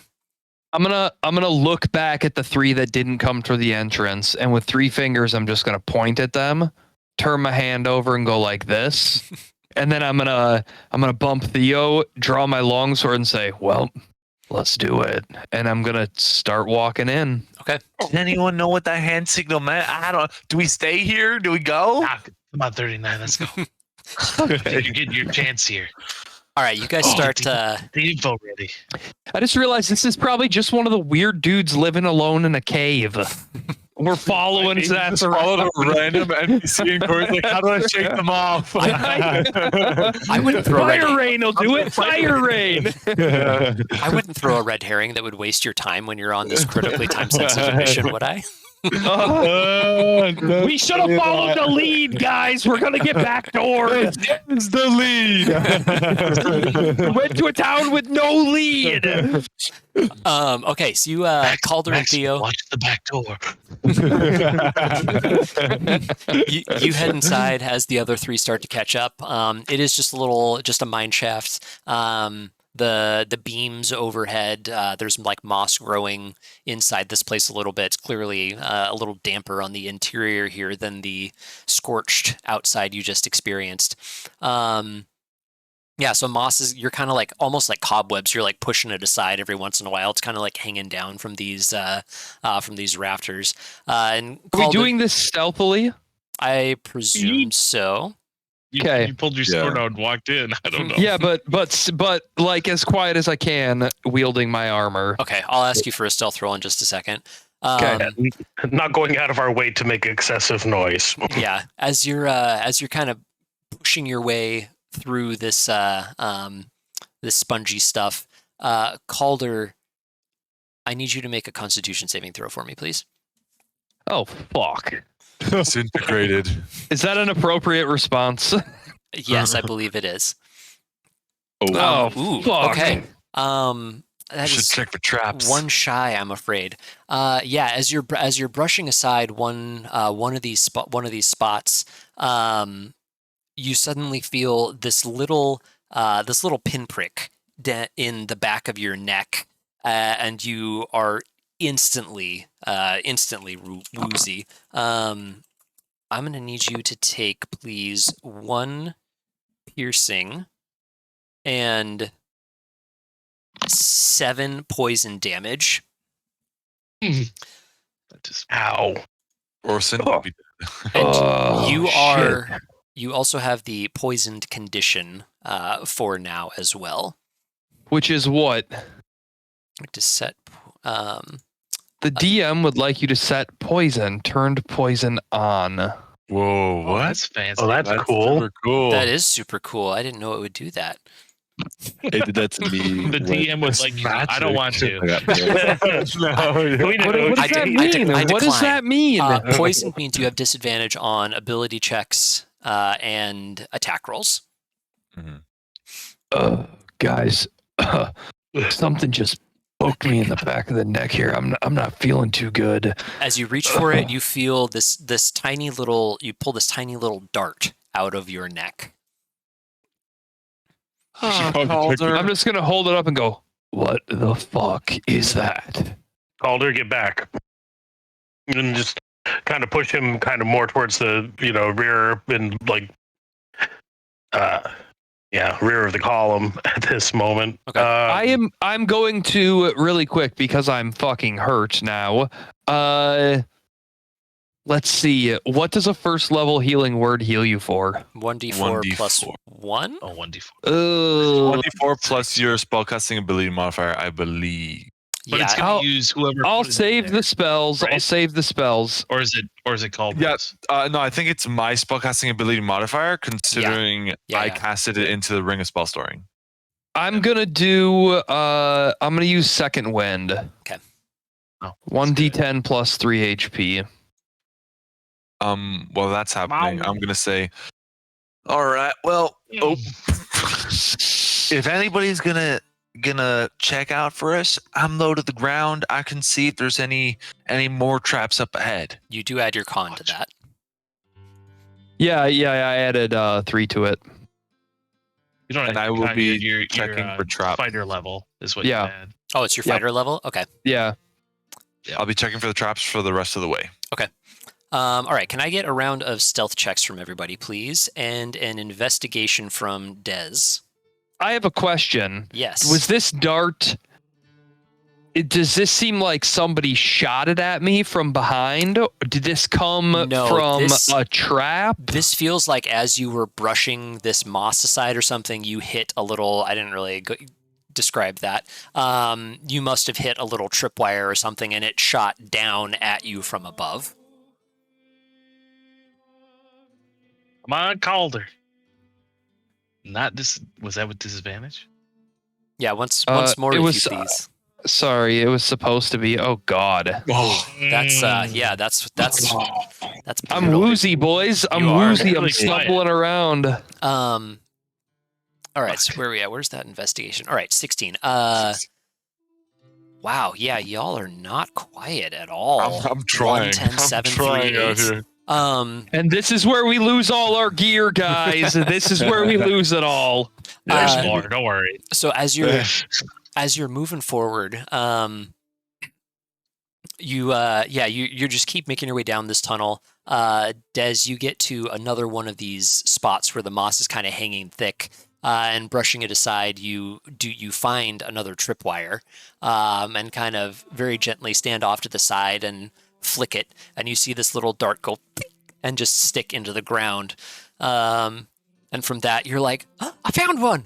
And that statement just kind of like echoes in this empty chamber a little bit, I found one.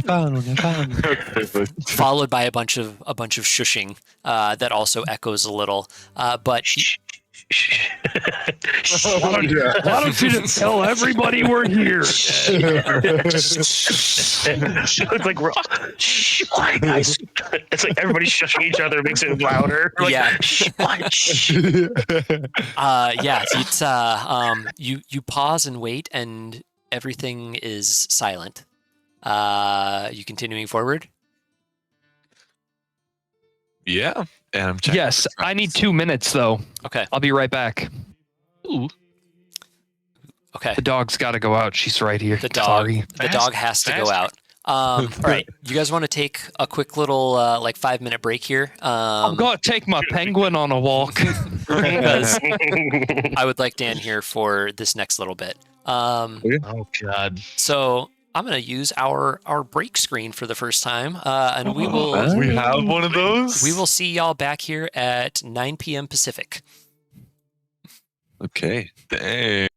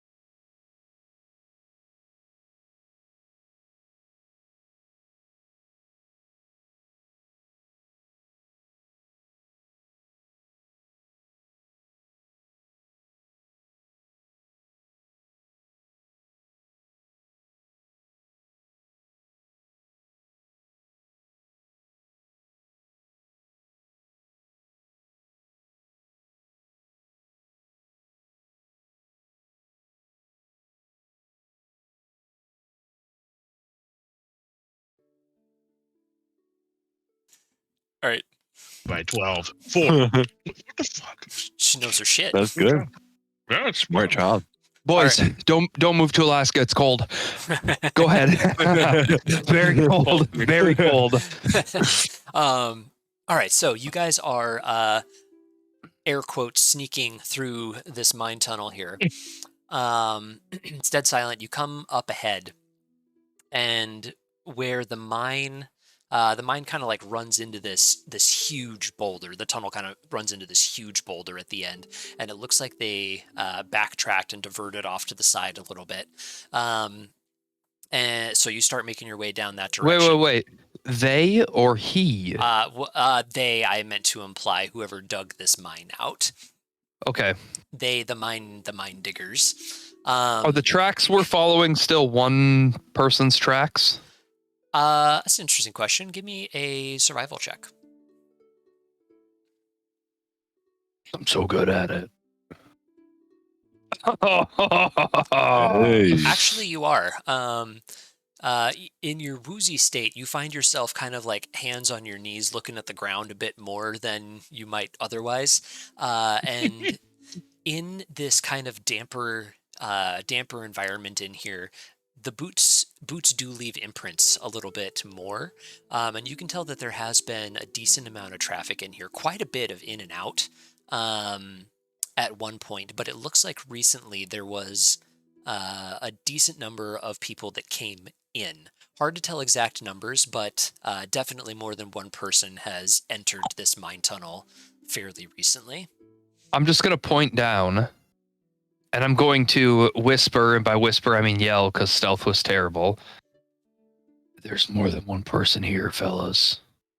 Shh, I'm trying to keep out on the look for traps. You guys hear just this kind of like contained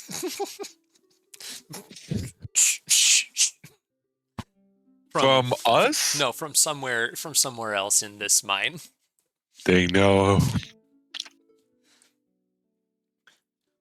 All right. Listen, we know you're here. You know we're here. How about you come out and we just have a little conversation?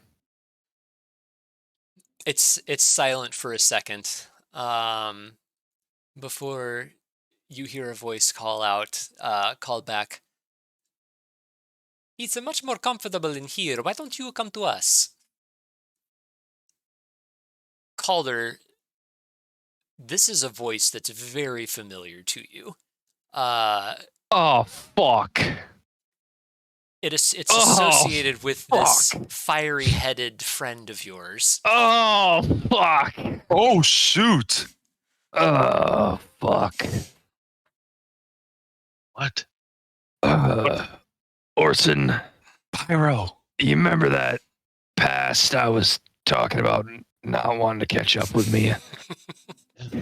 Well, it looks like we're going to encounter that a lot sooner than I thought. I'm so glad you said that earlier. It's so perfect. Should we run?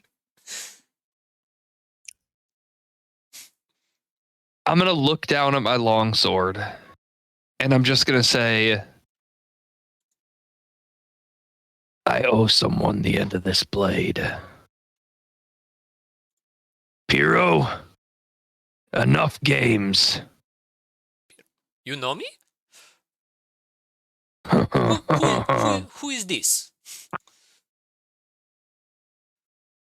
Why don't you disarm these traps and we can talk about that? I'm quite surprised you don't recognize my voice. Last time I saw you, you had your crew put some arrows in my back. Holy shit, you're alive. I am alive. You hear him say, you are not as good a shot as you thought that you were. Virtue's in there. Because there's no more traps between us. Come on around.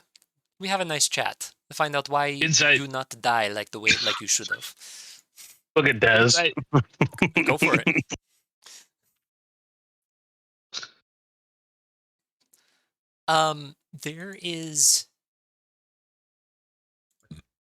there's a playfulness to this fellow's speech that seems a little out of place in this situation. Maybe a little hard to read, but you sense curiosity. Okay, do I know enough about my old mercenary band, the Brick Breakers, son of a bitch, to know that what we're walking into, numbers-wise, survivability, anything that would give me like the opportunity to give everybody here a decent warning? So when you left them, they were about 40 strong-ish. Pretty nasty. I mean, they created a reputation for themselves as marauders, essentially, sacking towns, destroying buildings, and things like that. They were on that first wave into Throom's territory when Cardok finally took the bridge. So they're not a great group of people to know. If their entire mercenary force is here, you're fucked. If this comes to a fight.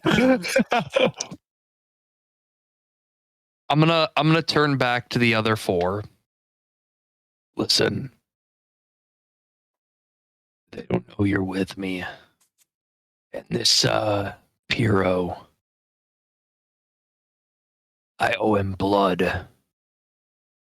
I'm walking in here, and whatever happens to me happens to me. I don't expect you to follow me in. Theo is walking up and up next to him. He said, like, there's no.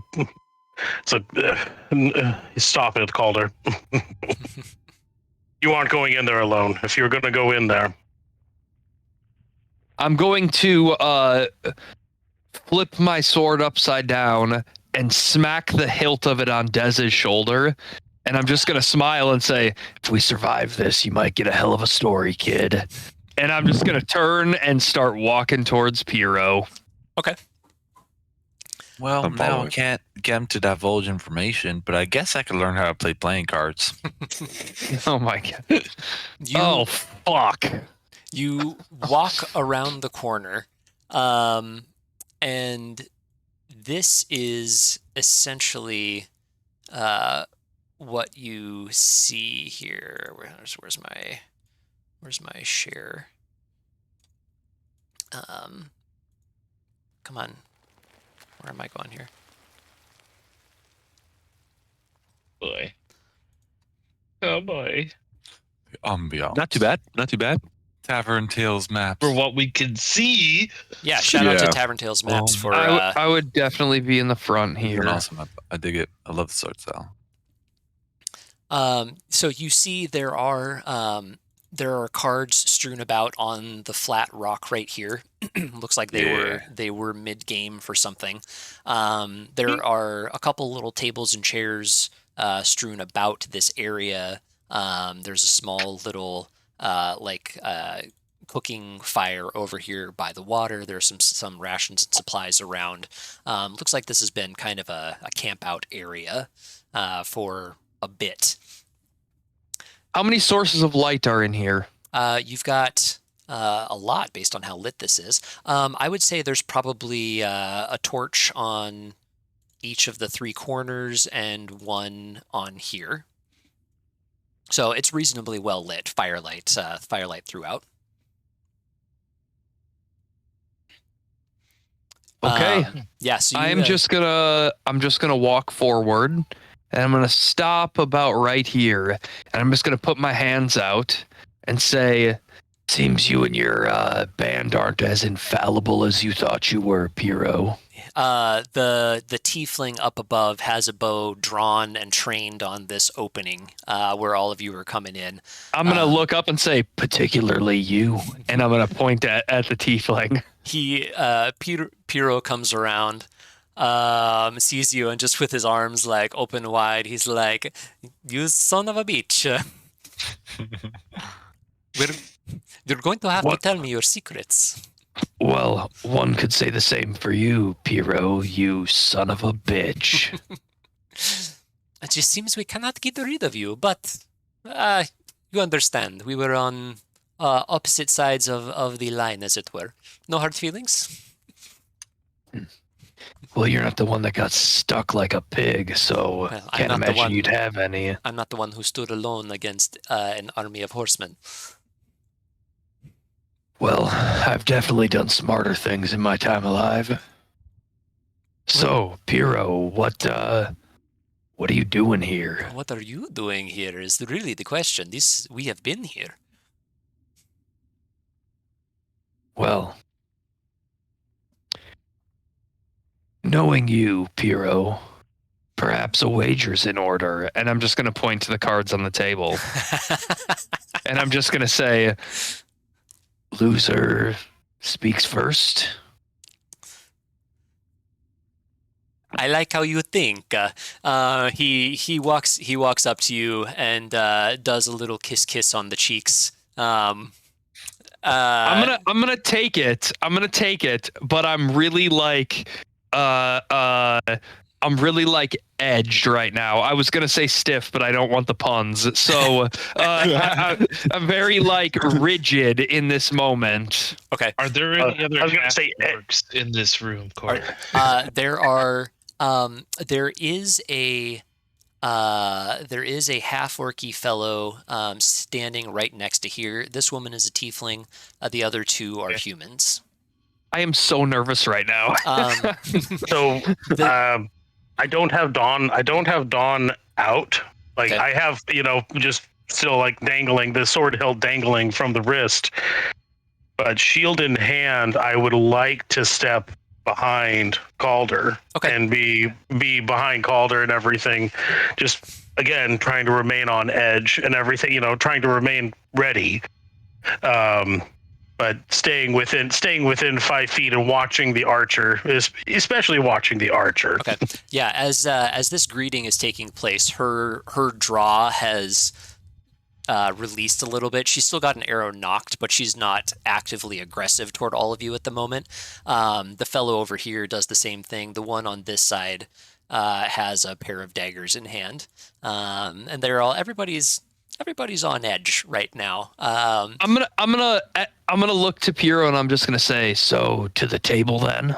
Yes, please come. And he puts a hand on your shoulder and walks forward to the table with you. I'm going to place a hand on his lower back and move forward. And as I do, I'm gonna look around the room at the other people. I'm just gonna go, Stand down, fuckers. He chuckles and kind of gives a nod to people, to everybody around here at the moment. Grabs up the cards and says, "You know my associate Lucreus up top." Gestures to the tiefling. Who are your friends? Lucreus, I suppose I have you to thank for the sore shoulder. and I'm just gonna do a little wink. I'll leave it up to my friends if they want to introduce themselves to you. But considering Hello, what Orson Turner, Master Potter. Sure you've heard of me. Okay, Nice to meet you. The other few don't introduce themselves. Lucreus looks down at you and just kind of gives a frustrated nod. She almost seems disappointed. Yeah, I took a notch off her bow. Yeah, and this burly fellow behind Piero just kind of steps back. He's got a big old sword and is stoic and quiet and watching this all very carefully. Does his build look familiar at all? He is a burly half-orc, although he's wearing quite a bit of fur, actually. Leathers and fur for the most part. Like Gucci Gucci fur? fur? No. Oh my god. Guccini. Functional fur. Caldre didn't give the Guccini to the needy. He gave it to his old friends. I'm just kidding. I will oh, go ahead. Actually, Maxwell, you recognize not like it's not like he's wearing an exact uniform, but you recognize this style of garb from your hometown, from your home area. Interesting. I will pull a chair out from around the table, like kind of slam it down. I'll draw my long sword, set it down on the table, and then I'll sit down like all kicked back and be like, "So, what's the game, Piero?" I guess we should be playing some sort of betting game, yes? Reading your opponent, not simply luck of the cards. Seems appropriate, yes? In this moment, it is. Okay, so I think how we're going to do this, we're going to each roll a d8 publicly. Okay. And then, do you have dice on your desk? I can. Okay, go grab some dice. Dad's Oh, gonna go move up grab to it. watch That's this easy. game. All right, so we're going to roll a d8 publicly and 2d6 privately. Oh, fun. Okay. What? Fun. I think I've got a... I'm so nervous right now. Okay. 2d6. Okay. Okay. What's the play here? Did you roll your d8? I will right now.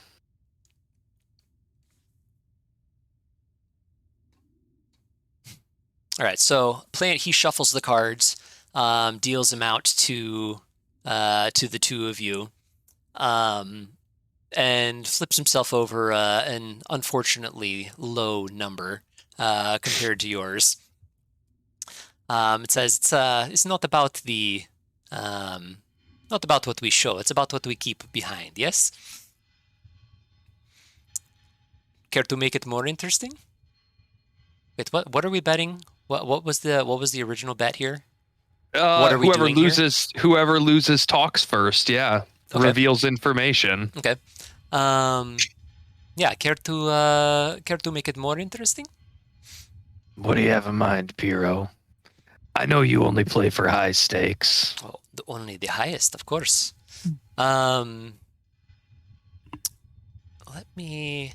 Ooh. How do I? Come on. There we go. He's kind of eyeing you up and down, looking at all of the interesting things that you have adorned yourself with, and his eyes settle on the enormous buckle on the front of your belt. Fuck. Oh. It's gaudy and overstated and just his style. He goes, tell you what, No. you wager your belt, and I will put up my favorite blade. And he takes out a little dagger from his pocket, flips it between his fingers a little bit. This is one you've seen him with a number of times, and sets it down on the table in front of you. It's got a bit of a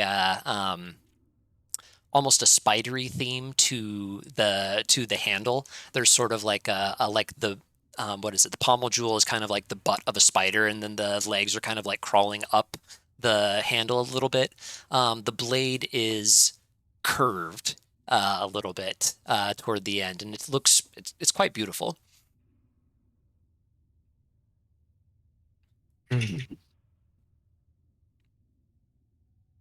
You know, Piero, as much as I'd like to take that wager, you've got something that I want more.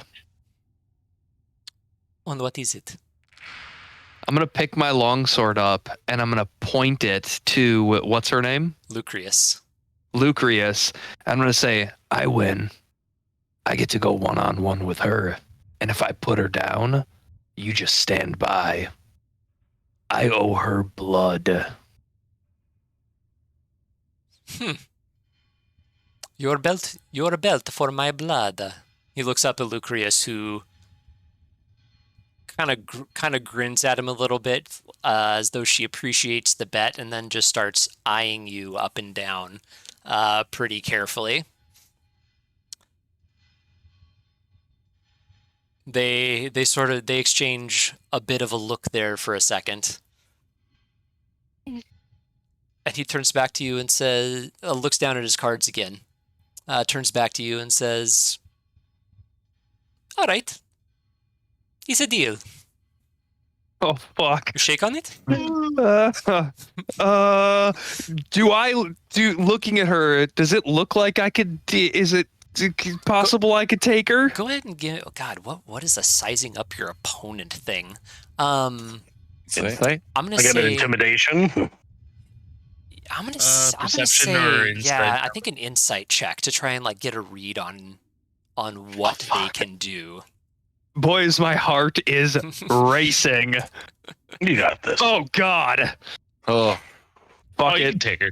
I'm going I down mean- swinging. You may not have died. You, to them, may not have died, but she killed you last time. That shot went straight through your chest, right where it was supposed to go. Hard to say. Your armor. Maybe it depends doesn't on miss. how close you are, how close this whole thing is when it gets started.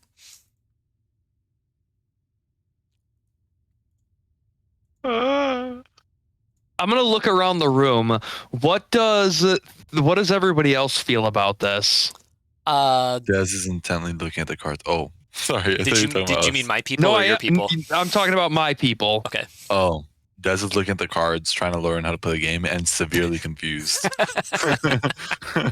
Maxwell's gonna say in your mind, I guess, if you pick a fight with her, I can't promise that it'll be one-on-one. If I see that there's threat of you dying, then I'm gonna help, but they won't know. Trust me. Oh my god. I'm immediately gonna reach out and shake his hand. Okay. Okay. I so badly wanted you to do something. Me to do something? No, you already shook his hand. It's okay. Okay. There's going to be one more roll of a single d6 added to this total, and then we will show. And this is my private one. Yeah, this will be a private single d6. Roll. Oh God, these notes are intense. Okay. Okay. It's time to show. This is our I home. guess- I think it's only appropriate I'm that you share first. I'm so nervous.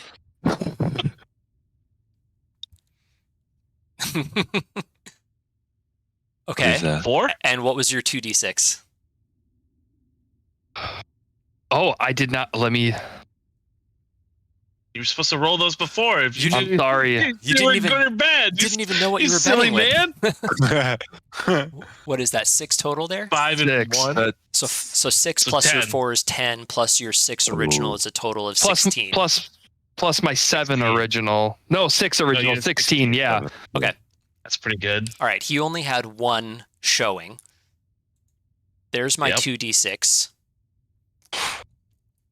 10. And there's So my he's got- 1d6. Okay. I mean, The woods. I'm immediately gonna stand up, right? I'm gonna like flip my cloak off to the side. I'm gonna pick my long sword up, and I'm just gonna take a step towards her. She's like 15 feet in the air up on this stone right now. And Piro stands up and he's like, wait. There will be plenty of time for the fun in a minute. Let us talk first. Get to know each other. That was the original bet, was it not? What are you doing here? What am I doing here? I'm gonna reach across and grab the dagger, slide it across the table, and just stick it in my belt. Mm-mm. That wasn't. No, no, it wasn't. It was you. It was your belt against that fight. Yeah. Okay, you're right. Okay, you're right. I'm not gonna do that. I'm going to Piro, we can talk first, but she comes down here and sits at this table. I'm not taking another arrow in the back. It was in the front, was it not? The first one.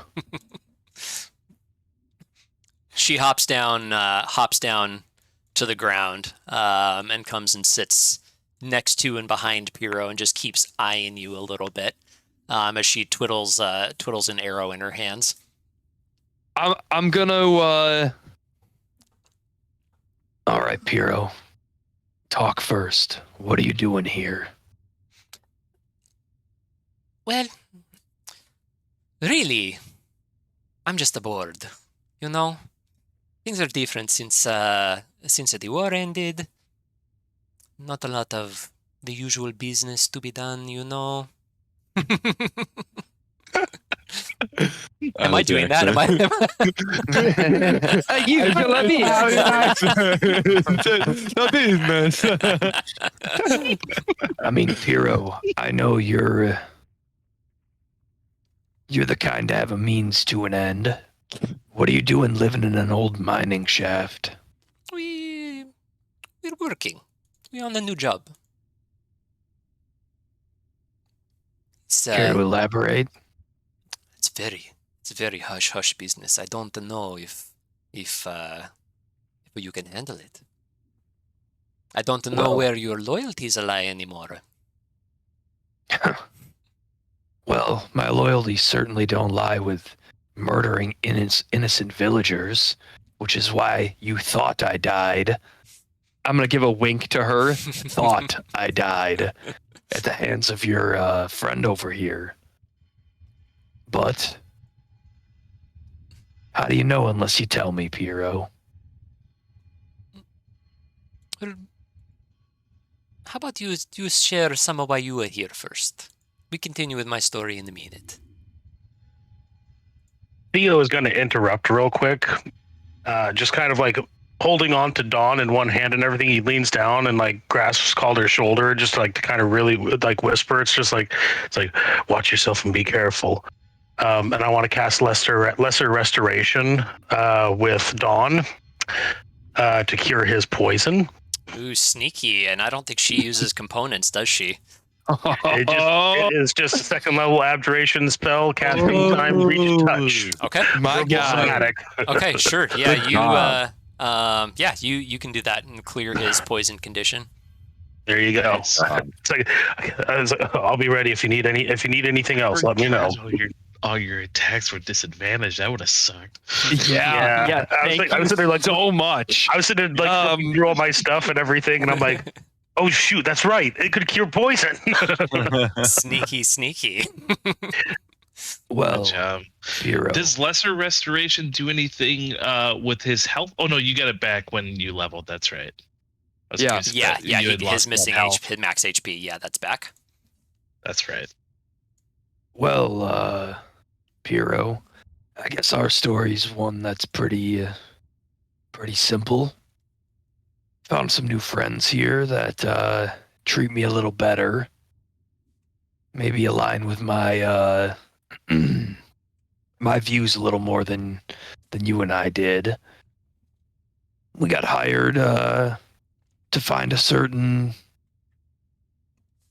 figure, certain person we had seen before, and well, our leads led us to this area, and when we saw your little grocery boy over there, I'm gonna point to the guy we followed in here. Which one is Thought it the might- guy thought- that followed? It's this one over here. Okay. thought it might be a lead and followed it on in here, and seeing you, I doubt the two are connected, but how am I to know? But everything's connected. Well, In one way or another. Don't mind that may be true. The minds are just fragile. Well, that may be true. Everything's connected after all. I find myself sitting in front of your burning face again. It's a good one. But I really think I shouldn't tell you too much what we're doing before our friend arrives. We're Well- really just a contractor on this one. I can understand that, Piro, but I've always known you to be a be a person of your word, and you lost the bet. I think you are much more interested in a different part of the bet. Maybe I distract you for a few. Oh, how bad do I want to kill her? In this moment, Caldre's gonna have just a moment of like revelation, right? Of relief. The thought of Vadius and acting not with anger as my first emotion, and understanding that I have friends here who have nothing to do with Piro, and we need answers. So I'm just gonna look back to Piro, and I'm gonna say, Well, you may have lost the bet, but perhaps I just forfeit my reward, Piro. You give me the information, your little puppet lives. She kind of glares at you and bares some lightly fanged teeth. He looks at you again, kind of quirks an eyes, like, we didn't train you very well, did we? No, you don't follow your impulses anymore. It's unfortunate. He leans over and like caresses Lucreus's face, and then goes in and gives her a big long kiss, and turns back to you and says, "Fine, you don't want her. I have her later. What we doing here?" well played, sir. What we're doing here is a very, very sneaky business. We make friends all over the world. Not just the Thrum, not just the Karldak. I don't give a shit about anything going on between them. It's all business. We make friends elsewhere who are looking for a special kind of a people. The bright people, not like me, but different, not so orange. You know the kind of a people, the shiny ones, the light ones, the bright ones.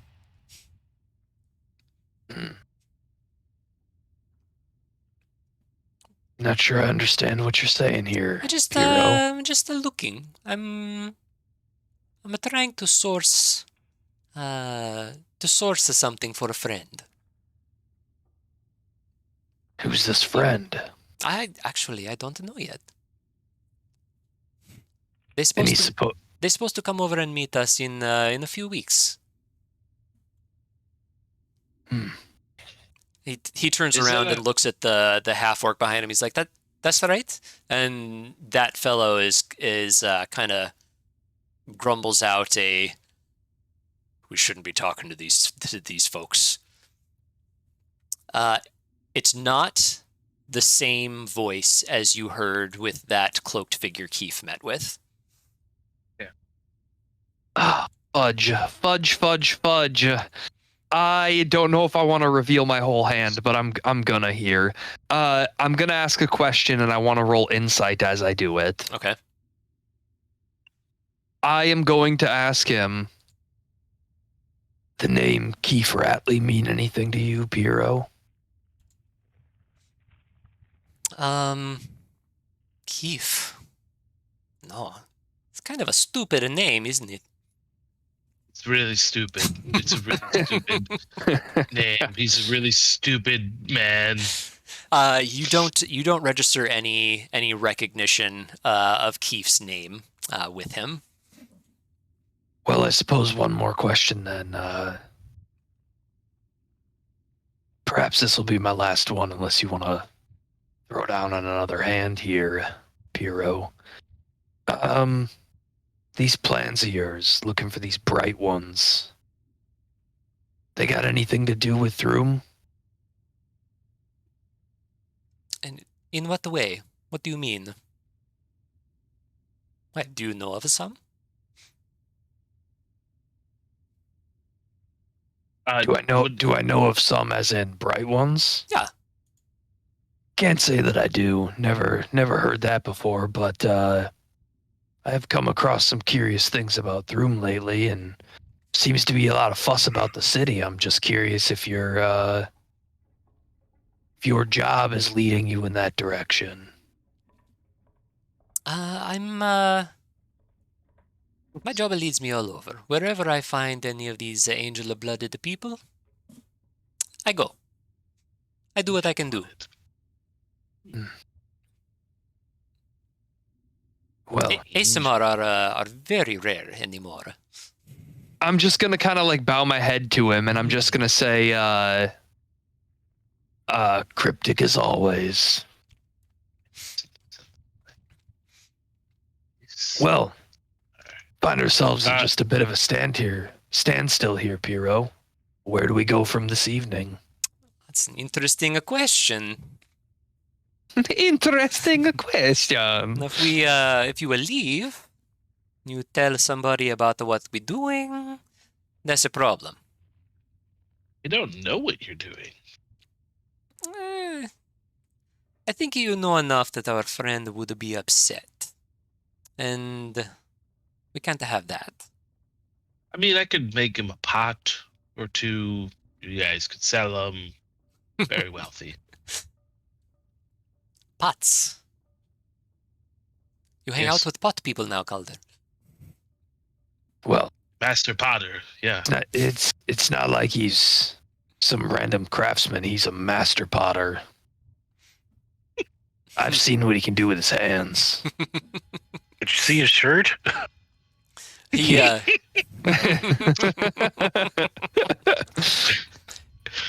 Orson pulls out his pound of clay, Corey, and he just molds it into a pot. Like a nice vase. you just spinning it in your hand and molding Yeah. it. Yeah. That's impressive. What if you just hang out? Spend some time. We play some cards. We share some stories, and we see what happens when our friend arrived. We let him decide. You I know, don't like that. Piero, knowing you sounds like a threat more than an invite. How about Alternative. you just let us walk out of here? You could get an arrow in the back. Oh, I plan to walk backwards all the way out this tunnel. Alternatively, you can do the right thing and turn yourselves in to the city of Throom. So you do come from Love the that. room. I have a feeling we are going to see each other again soon. Likewise. But I'm in a good mood seeing an old friend. You can go if you like. If you want to wait, you wait. If you go, you go. The half-orc behind him is like, we can't let them. And he just holds a hand up and says, if they go, they go. We see them again. Yeah. Just watching and listening to all this and everything, and just he looks at Caldre, basically just, trying to just be like, are we walking? Leaving it up to Caldre. Calder's gonna give you these eyes like, if we walk, we walk. If we stay, we might get the information we're looking for, but we might not make it out of here. So Theo basically just kind of just looks at him and just, I think I understand something I heard once recently, and it makes more sense now than it has before. He just points at him and goes, "You're under scrutiny." And then he starts backing out of the cave. He starts backing off the cave, like, grab. He's like, "Des, come on, let's go." Wait, hold on. I have No, we're going I now. have a question. I haven't asked a single question. Can I ask this one question? He just, Des. Pyro, whatever your name is. Piro. What do you think your friend is gonna have to say? What is your friend doing here? He's helping us find some of the angel people. Oh, so it's completely unrelated. Yeah, fine, guys. Des, it's time for you to quit talking. What? Did I say something wrong? Des, It's fine. it's Sir. time for you. I don't think I said to anything quit wrong. talking. So you're not here for that. You are here for something else. Yeah, of course we were. Des, And you're not looking for us because you were just as surprised as I was to find us here. Oh, That's totally right. I am going to turn around and open hand slap Dez in the mouth. Like dead ass serious. I'm gonna turn around and just like smack him on the mouth. it's time to stop talking. That's exactly right. So what are you looking for? Oh, nothing. We're just Hero. following your friend because Dead. it's interesting. I'm gonna Yeah, grab I'm gonna Dez say- around the mouth, like around his head, and I'm just gonna say, Piro, thank you for the game. Always I wish I could say it was always a pleasure. We'll take our leave. and I will start backing out of the tunnel, carrying Dez by his head.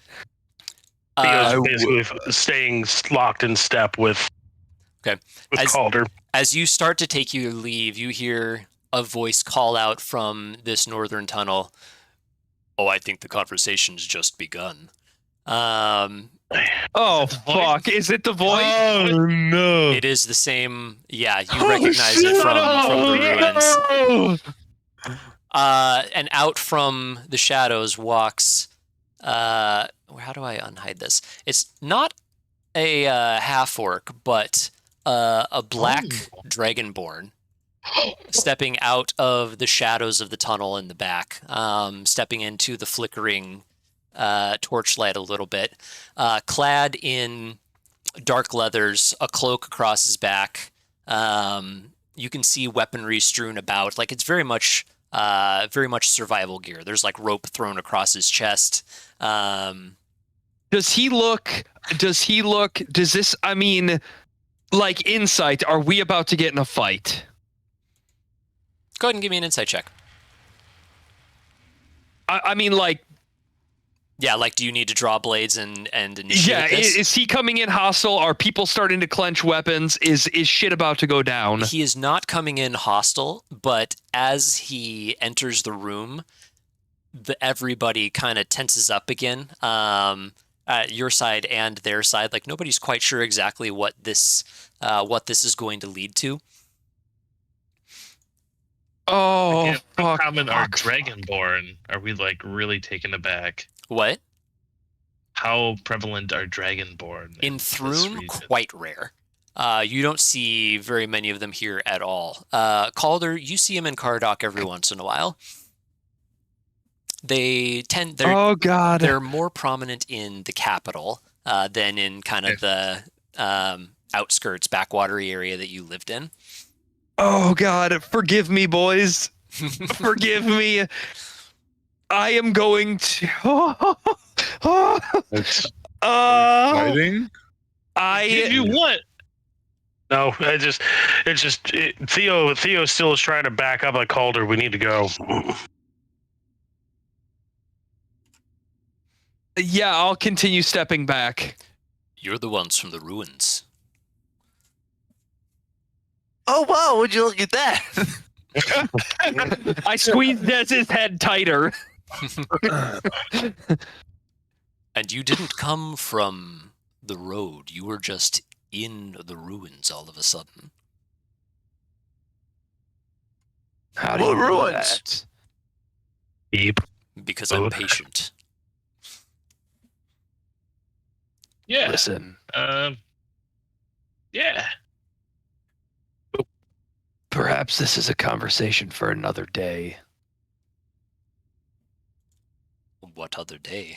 We're all here. Let's talk.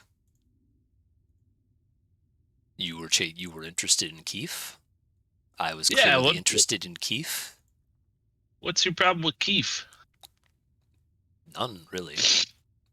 He's a tool. You think you could, well, kind of. You think you could, like, let him go? He's captured now. What were you trying to do with Keefe? I think you already know that, based on what I've gathered from your conversations with the lieutenant. Was this Conversations with the With- lieutenant. Escorting them all back to Throom. I'm going to set Des down, and Did I'm you going to follow step this forward back up to Piero. And I'm just going to look to this Dragonborn. I'm going to open my arms, and I'm just going to say, well, it seems like you know everything already. So, what is there to talk about?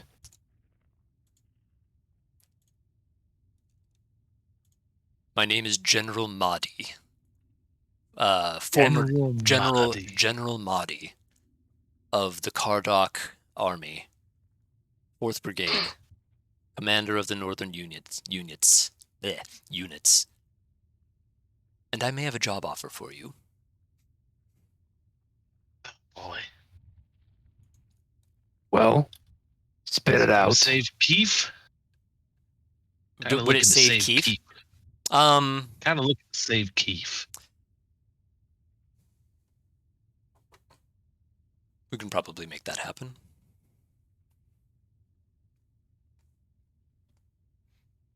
Well, What's the job offer? Mahdi. I'm going to intentionally not call him commander or general, just Mahdi. Well, Mahdi, spit it out. I think you've already gathered the gist of what we're doing, thanks to our overly vocal friend. And he kind of glares at Piero a little bit. It's like, he was just like, he's an older friend. We go way back. It's just catching up. He's like, It's me, Mario. I cooked the pasta. Would we know where any Asamir are? Like, he goes, I can deal with that part. And if getting Keefe out of the city will assure your cooperation, I would like to hire you to help with some transport. Hold on. What are you using these people for? That's not, that part of the plan is not my concern. Transport what? As in, you don't know? Your army is in open hostilities with Throom, Former army. and you want us to work with you. I'm gonna turn around and I'm gonna put a hand on Theo's chest, and can I whisper in here? They'll obviously know that I'm doing so, but like not let them hear what I'm saying. I'm going to roll a perception for it, but you can try. It is a big open cavern. I'm just gonna look at him and I'm gonna go, let me get this information.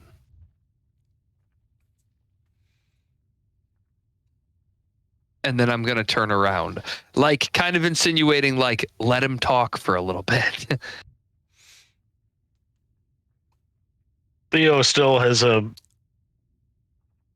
he's ready to grab Dawn in a moment's notice. Okay. At this moment. The general adds, Still shielding him. General adds, it's called my mission. My goal has been abandoned by other members of Cardok. We don't see eye to eye. And So Gardak hate. Oh, go ahead. Sorry. I was saying, while I've no love for what Throom has done, I don't hold any of its people in ill regard.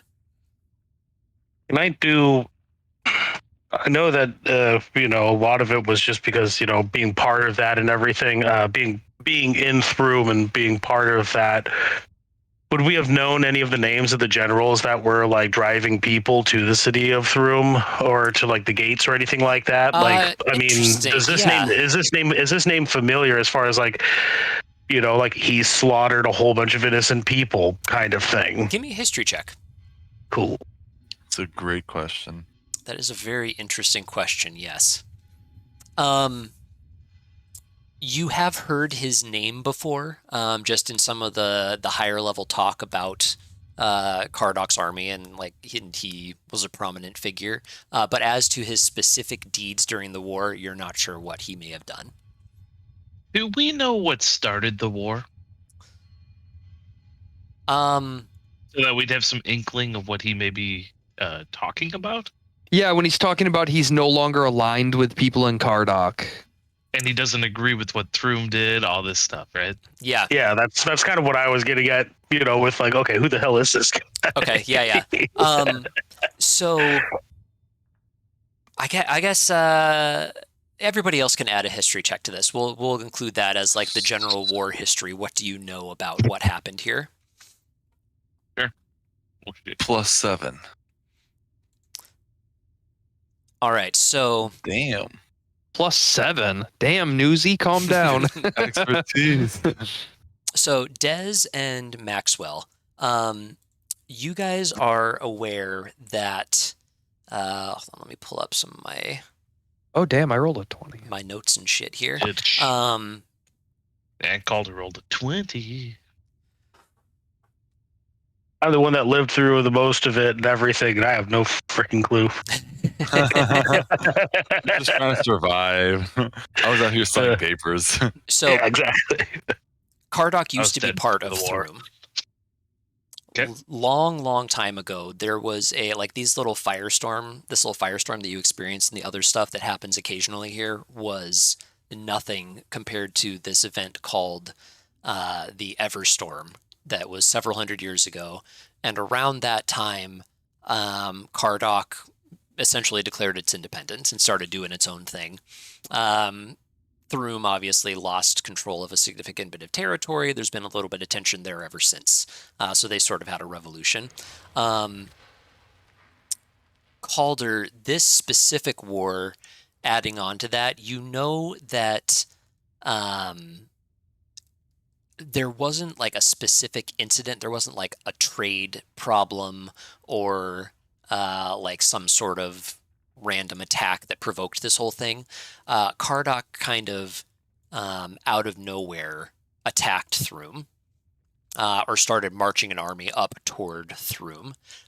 You've heard rumor that it was because they coveted the safety of the land around Thrum. For whatever reason, that's not really polluted by storms and everything. It could have been something along those lines. You've heard a couple different rumors and aren't sure exactly what started it.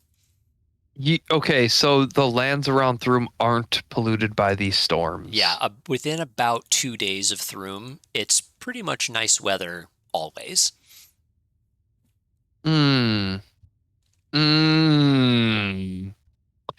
Okay. Go ahead. Well, Marty, when you say you're looking to hire for transport, I suppose I have two questions. First, what exactly are we transporting? Where, etc.? And second, seems like you have enough pawns right here. Why us? It would be useful to have a secondary team ready, making preparations outside of the city while we deal with the specifics inside. So we're just the getaway drivers. Essentially. Well, what if I told you that we have access to inside the city? I think we both know that you're not the only ones with that.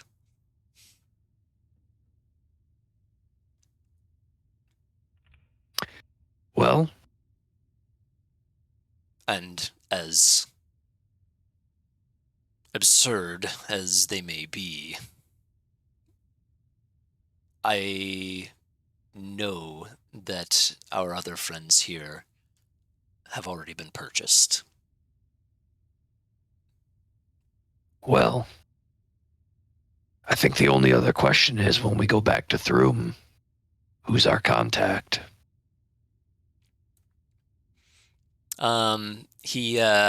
Mahdi gives an eye to the half-orc standing next to you.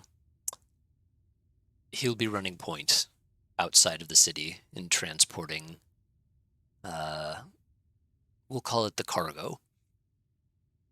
I think you misunderstood. Who's our contact inside the city?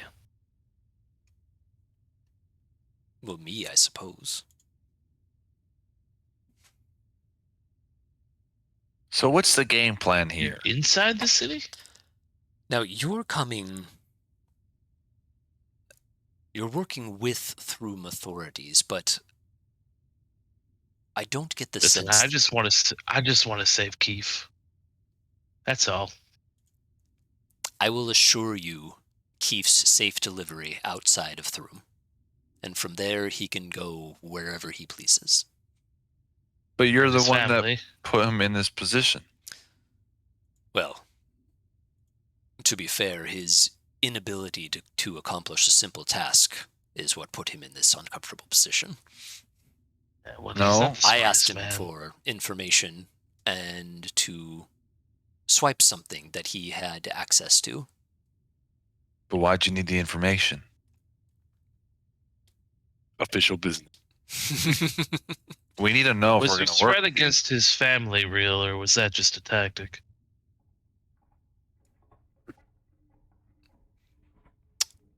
I applied just the right amount of pressure to get him to do what needed to be done.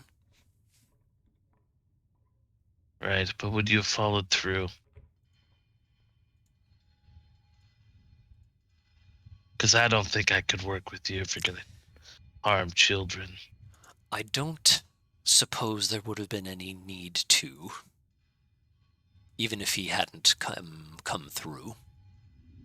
But he didn't come through. Exactly. And his family is still alive, are they not? Well, suppose we, the five of us, had a way to get you the information that you desired from Keefe. Would you be interested in that? That would be a shortcut to all of this, yes. Well, The half-orc pipes up, that wasn't the deal. And Mahdi acknowledges him and says, it's okay. You'll still get what you're seeking. We'll find a way. if we return to Throom,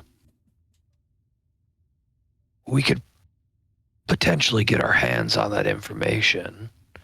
The only thing I'd need to know is who in the city do I give it to?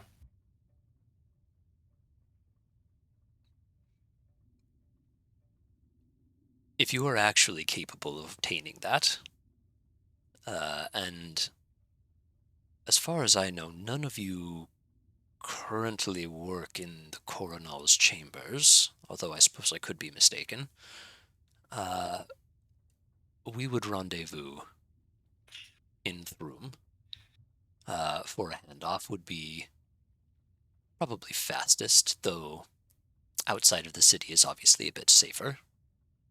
Listen,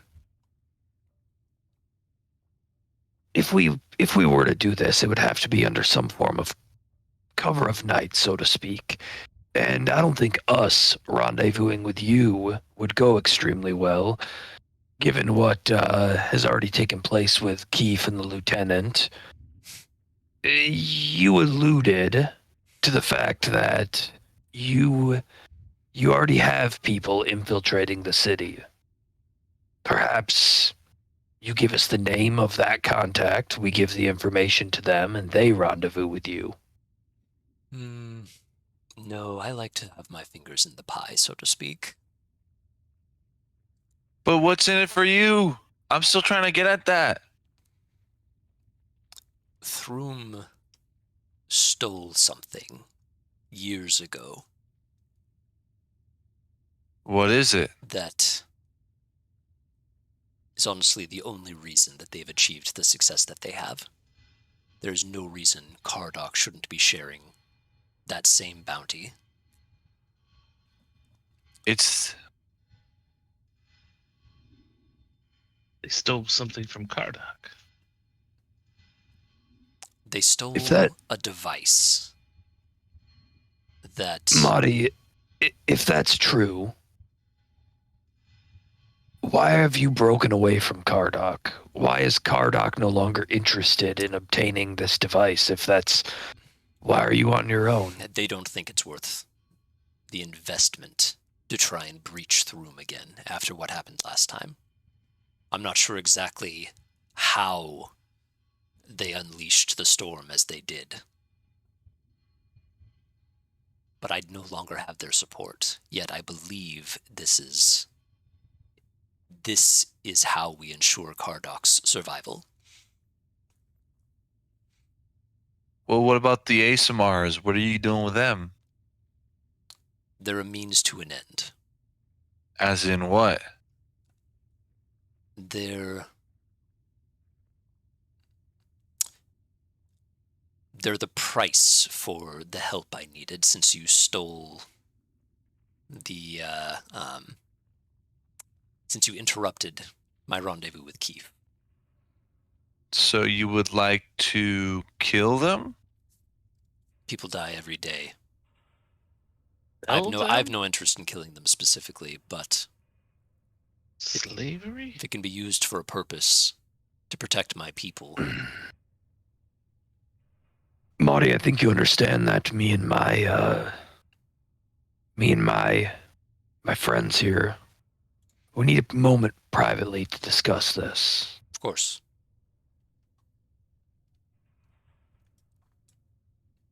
Take your time. I'm going to turn around and just go, fellas, and start walking out of the cave. I'll follow. I'll follow. All right, I was you gonna guys. say, Theo takes up the rear vanguard and Sure. follows behind. You guys can, powwow in the corner over here. They will keep a respectful distance and give you a minute to chat. And I think we will call the session there. We can hash this out in Discord a little bit, and we'll debrief everybody on what happened Son when we of a get back next bitch. week. I'm excited. I have so Son of much a bitch. theories. I do too. I do too. That hurts so I do bad. too. I need everybody to know, because I feel like this is important. Caldre is not like flipping to the evil side right now. I shouldn't tell Corey this, but I'm just trying to dig for info. I know. Okay, No, I know think you know. That's why you wouldn't tell me how you anything. Look at it. I was going to watch the season finale of Game of Thrones tonight, but in my head it doesn't work. Okay. I got Oh, an man. idea of everything that's Yeah, going on. this, Son of a This bitch. session did not go quite exactly as I expected, as usual. The moment when I was like, sorry, boys, I almost just like started casting spells. I was about to just like throw down. I was, and I then honestly- I thought, I don't want to die. I thought you were going to do that. This was going to start with a bit of a battle. Really Hmm. interesting. Didn't get into that. No, Doesn't mean I we wanna can't see fight that our way. doesn't mean we're not going to get into that. That's Yeah. right. Yeah. That's right. True. That's right. All right. Huh. Well, thank you everybody for spending your Wednesday evening with us, and to Syrinscape and Above VTT for their awesome tools, to Tavern Tales Maps for this little mind map that may or may not get some action. We'll see how things go here. If you enjoyed the session, please follow us on Twitch, YouTube, like, subscribe, everything like that. Come hang out with us on Discord. I would love to hear your thoughts about what's going on here as well. We will be back next week into February already. God. February the 1st. And until then, we remain your unseen servants. Have a good night. Bye. Bye.